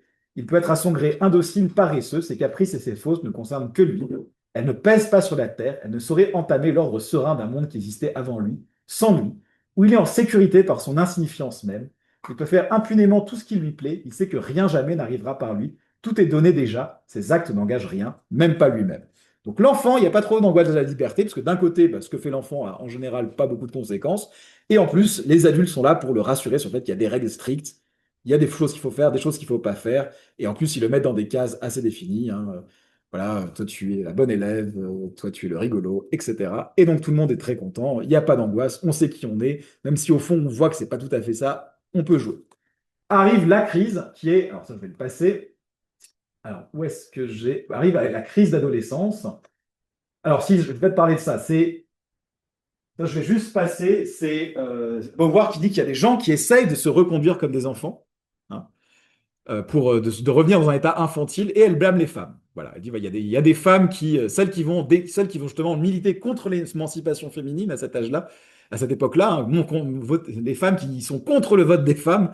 Comment est-ce que Beauvoir l'explique? Elle explique en disant, il y a des gens pour qui c'est agréable d'être infantilisé. On peut penser, je sais pas, c'est pour ceux qui ont lu au personnage dans la maison de poupée de Ibsen, pour ceux qui voient. L'idée qu'il y a une sorte de plaisir finalement à l'infantilisation. On n'a pas de grandes décisions à prendre. Ce qu'on fait n'a aucune conséquence, on est un peu potiche, on est un peu bébête, et les gens nous disent qu'on est très joli, et puis on est content. Voilà. C'est vraiment la théorie de Beauvoir sur certaines femmes, dire voilà, il y a certaines femmes qui se complaisent dans une forme d'infantilisme parce que ça fait un peu peur la liberté. Et ça, en général, c'est rattaché à un concept que Beauvoir partage avec Sartre, qui est celui de mauvaise foi. Qu'est-ce que c'est la mauvaise foi? C'est se cacher à soi-même sa propre liberté en se disant, mais ça c'est mon rôle. Ça, c'est mon rôle. Je ne peux rien faire d'autre. Je suis comme ça. Et donc, j'ai pas de liberté. C'est ce que je suis censé faire. Je suis censé être une bonne épouse. C'est ce que font toutes les femmes. Il y a pas, venez pas m'emmerder. J'ai pas de choix. J'ai pas le choix. C'est ce qu'on doit faire. C'est l'ordre établi. C'est, voilà, par exemple, ce qu'écrivent Beauvoir. C'est à tort qu'on s'étonne de voir, dès que l'édifice qui les abrite semble en danger, des femmes sensibles, ingénues, légères, se montrer plus âpres, plus dures, voire plus furieuses ou plus cruelles que leur maître. Alors on découvre quelle différence se distingue d'un véritable enfant. À l'enfant, sa situation est imposée, tandis que la femme, j'entends la femme occidentale d'aujourd'hui, l'a choisie, ou du moins y consent. Comme ça, elle dit que c'est une forme de mauvaise foi. C'est pour ne pas avoir affronté sa liberté. On se dit, voilà, il n'y a pas de choix, il y a un rôle pour les femmes, discutez pas. Voilà. Donc c'est une femme qui le dit, donc ne me tapez pas dessus. En tout cas, c'est une théorie assez intéressante. Mais on reste pas enfant toute sa vie, malheureusement, même malgré ce que voudraient certaines personnes. Et arrive le moment de la crise, c'est l'adolescence. Alors, qu'est-ce qui caractérise l'adolescence? Pourquoi l'adolescence est un moment de crise selon Beauvoir? Vous voyez pourquoi en plus c'est intéressant à travailler au collège, hein, si jamais ça va. Non mais vrai, c'est assez intéressant comme texte à travailler au collège. C'est parce qu'on considère que finalement le monde des valeurs qui fixait le cadre, ben, finalement il est un peu arbitraire et fragile et il dépend uniquement de la liberté des adultes qui finalement sont pas bien plus malins que nous, quoi, hein. Donc il n'y a pas de solidité particulière à ce cadre. Voilà ce que dit Beauvoir. J'aime bien lire ces pages, donc vous me dites si ça vous saoule si je vous le lis, mais en général je les aime bien. En fait, il est très rare que le monde infantile se maintienne au-delà de l'adolescence. Dès l'enfance, déjà, des failles s'y révèlent. Dans l'étonnement, la révolte, l'irrespect, l'enfant peu à peu s'interroge. Pourquoi faut-il agir ainsi? À quoi est-ce utile? Et si moi j'agissais autrement, qu'arriverait-il? Il découvre sa subjectivité, il découvre celle des autres, et lorsqu'il arrive à l'âge de l'adolescence, tout son univers se met à vaciller, parce qu'il aperçoit les contradictions qui opposent les uns aux autres les adultes, et aussi leurs hésitations, leurs faiblesses. Les hommes cessent de lui apparaître comme des dieux, et en même temps, l'adolescent découvre le caractère humain des réalités qui l'entourent. Le langage, les coutumes, la morale, les valeurs ont leur source dans des créatures incertaines. Le moment est venu où il va être appelé à participer lui aussi à leur opération. Ses actes pèsent sur Terre autant que ceux des autres hommes. Il va lui falloir choisir et décider. On comprend qu'il est peine à vivre ce moment de son histoire, et c'est sans doute là la cause la plus profonde de la crise de l'adolescence, c'est que l'individu doit enfin assumer sa subjectivité. Voilà, c'est le moment où voilà, on arrête de mentir, vous êtes libre, vous devez faire des choix, vous êtes responsable de l'ordre du monde par vos choix, hein. C'est que par un certain côté, l'écroulement du monde sérieux est une délivrance. Alors ça, le sérieux, on va y revenir, mais bon, je peut-être on n'a pas le temps d'y revenir, mais chez Sartre et Beauvoir, le sérieux, c'est quand vous preniez premier degré les valeurs comme quelque chose qui existe objectivement, hein. C'est arrête tes conneries, ça c'est sérieux, hein. Ça c'est les trucs, voilà, c'est les trucs, c'est objectivement des choses dont il faut s'occuper. Hein, donc là, l'idée, c'est que quand s'écroule le monde des valeurs objectives, s'écroule un peu l'idée de sérieux. Euh, le- L'écroulement du monde du sérieux est une délivrance. Irresponsable, l'enfant se sentait aussi sans défense en face des puissances obscures qui dirigeaient le cours des choses. Mais quelle que soit la joie de cette libération, ce n'est pas sans un grand désarroi que l'adolescent se trouve jeté dans un monde qui n'est plus tout à fait, qui est à faire, en proie à une liberté que plus rien n'enchaîne, délaissé, injustifié. Voilà, ça c'est le passage à l'âge adulte. Alors, bien sûr, vous pouvez devenir des adultes responsables, c'est-à-dire assumer votre liberté, comprendre que c'est vos choix qui créent le monde, mais vous pouvez aussi tenter d'échapper à votre liberté. Et il y a trois figures qui sont décrites dans la suite de ce texte, sur lesquelles on va passer assez vite. Hélas, parce qu'il n'y a plus beaucoup de temps. Mais je vous encourage à lire ces passages. Alors, la première figure, c'est quelque chose qui est sobrement appelé le sous-homme. Voilà, tac. Alors, vous allez voir, c'est pas quelque chose de positif, hein, bien sûr. Qu'est-ce que c'est le sous-homme? Le sous-homme, c'est tous ces individus qui décident de ne pas faire de choix, le moins de choix possible. Hein, qui se disent, voilà, je suis la coutume, je suis les opinions, je suis les grandes règles et habitudes de mon pays, parce que c'est ça qu'il faut faire et j'ai pas envie de me poser de questions. Donc c'est vraiment quelque chose, c'est vraiment le niveau le plus bas où on essaie de plus rien faire, on suit le mouvement, quoi. Hein. On fait ça, pourquoi? Parce que tout le monde fait ça. Oui. Comment? Oui, bien sûr, c'est très inclusif. C'est sous-homme avec un grand H, faudrait mettre. Il y a des sous-femmes aussi, bien sûr. Oui, ouais, là, c'est une bonne question, hein, parce qu'on a distingué hommes et femmes avant, mais là, ça concerne tout le monde. Euh, et alors, du coup, ce que dit Beauvoir, c'est que le sous-homme, ce qui l'énerve le plus, c'est justement que on lui rappelle qu'il pourrait faire d'autres choix et qu'il est libre. Et donc, un truc que va détester le sous-homme, c'est tous les gens qui veulent changer le système, qui disent que le système est injuste. Pourquoi? Parce que si on commence à discuter de la fiabilité du système, ça veut dire que finalement, il porte une responsabilité, que c'est un peu sa faute et qu'il a fait des choix. Et il supporte pas. Donc, en général, le sous-homme va se manifester par une grande haine et une haine parfois destructrice envers tous les gens un peu différents, ceux qui disent un autre monde est possible, quoi. Hein. Donc voilà ce qu'il écrit, hein. Aussi si fondamental que soit la peur d'un homme devant l'existence, fût-il choisi dès son plus jeune âge de nier sa présence au monde, il ne saurait s'empêcher qu'il existe, il ne peut effacer l'évidence angoissante de la liberté. Hein. Et donc comment ça se manifeste? Hein, c'est dans l'ennui que le sous-homme éprouve le désert du monde et le caractère étranger d'un univers avec lequel il n'a créé aucun lien suscite en lui la peur. Écrasé par les événements présents, il est égaré devant les ténèbres de l'avenir que hantent des spectres effrayants. La guerre, la maladie, la révolution, le fascisme, le bolchevisme, toute suggestion que le monde pourrait changer l'angoisse énormément et qu'il faudrait prendre parti l'angoisse énormément. Ces dangers sont d'autant plus redoutables qu'ils sont plus indistincts. Le sous-homme ne sait pas trop ce qu'il a à perdre puisqu'il ne possède rien, mais cette incertitude même renforce sa terreur. Ce qu'il craint en fait, c'est que le choc de l'imprévu le rappelle à l'angoissante conscience de lui-même. C'est vraiment, on peut dire, voilà. Je ne sais même pas quel nom on pourrait avoir.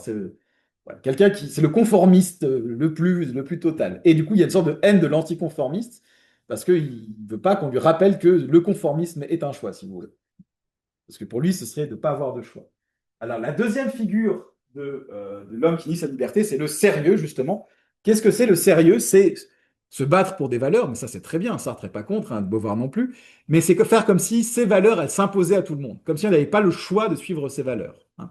C'est dire par exemple, oui, j'ai tué 3 personnes dans un attentat, et je l'ai fait pour libérer le prolétariat. C'est pas un exemple que je prends au hasard, hein, c'est les exemples dont discute Sartre et Beauvoir. Mais j'avais pas le choix parce que la libération du prolétariat, c'est la valeur ultime qui doit s'imposer à tout le monde. C'est pas moi qui ai choisi de défendre cette valeur, c'est cette valeur qui s'est imposée à moi. Donc le sérieux, on peut le trouver à la fois dans la religion, hein, quelqu'un qui dit voilà, Dieu, c'est la valeur ultime, il s'est imposé à moi, il faut le servir, mais aussi chez les activistes en disant voilà, la liberté, l'égalité sont des valeurs qui s'imposent entièrement à moi. Et donc je ne suis pas responsable de ce que je fais au nom de ces valeurs parce que elles sont ce sont des valeurs qui s'imposent à moi. Est-ce que vous voyez vraiment l'idée? C'est pour ça que c'est sérieux, parce que les gens ne prennent pas en compte l'idée que ces valeurs-là, c'est des choses qu'ils ont choisies. Hein. C'est les trucs sérieux, c'est les vrais trucs. Hein. C'est comme les adultes qui disent au fond, ça c'est sérieux. Hein. On ne peut pas le nier. Ah, voilà ce que dit Beauvoir, parce qu'il a une théorie des transitions aussi. L'attitude de sous-homme passe logiquement dans celle de l'homme sérieux. Il s'efforce d'engloutir sa liberté dans le contenu que celui-ci accepte de la société. Il se perd dans l'objet afin d'anéantir sa subjectivité. Ce qui importe à l'homme sérieux, ce n'est pas tant la nature de l'objet qu'il préfère à lui-même, c'est le fait de pouvoir se perdre en lui. Hein. La mauvaise foi de l'homme sérieux, j'arrive. La mauvaise foi de l'homme sérieux provient de qu'il est obligé de sans cesse renouveler le reniement de cette liberté. Il choisit de vivre dans un monde infantile, mais à l'enfant, les valeurs sont réellement données. L'homme sérieux doit masquer ce mouvement par lequel il se les donne, telle la mythomane qui feint d'oublier, en se lisant une lettre d'amour, qu'elle se l'est envoyée à elle-même. J'aime beaucoup la comparaison. C'est oui, je suis obligé de faire ça parce que c'est cette valeur qui me l'impose, mais c'est pas moi qui ai choisi cette valeur, quoi. Ah non. J'aime beaucoup ce truc de transfert. Oui, très rapidement. Si on valorise ce qu'ils croient, finalement, J'ai pas, on valorise quoi le? si on croit à ce qu'ils disent, Oui. finalement, on va imprégner leurs valeurs, et donc en Ouais. imprégnant leurs valeurs, finalement, on devient nous-mêmes sérieux. Donc finalement, Que si vous considérez que leur écrit était tellement convaincant que vous n'aviez pas le choix que d'accepter leurs conclusions. Vous pouvez accepter leurs conclusions, vous dites, voilà, mais c'est moi qui ai fait le choix de les accepter. Et dans ce cas-là, Sartre et Beauvoir ne vous disent pas de ne pas vous consacrer à des valeurs importantes, ou de ne pas mourir pour la cause, ou de pas. Hein. Vous dites juste de ne pas vous cacher en disant, j'avais pas le choix. Donc très rapidement, dernière figure, le nihilisme. Alors qu'est-ce que c'est le nihilisme? On y revient.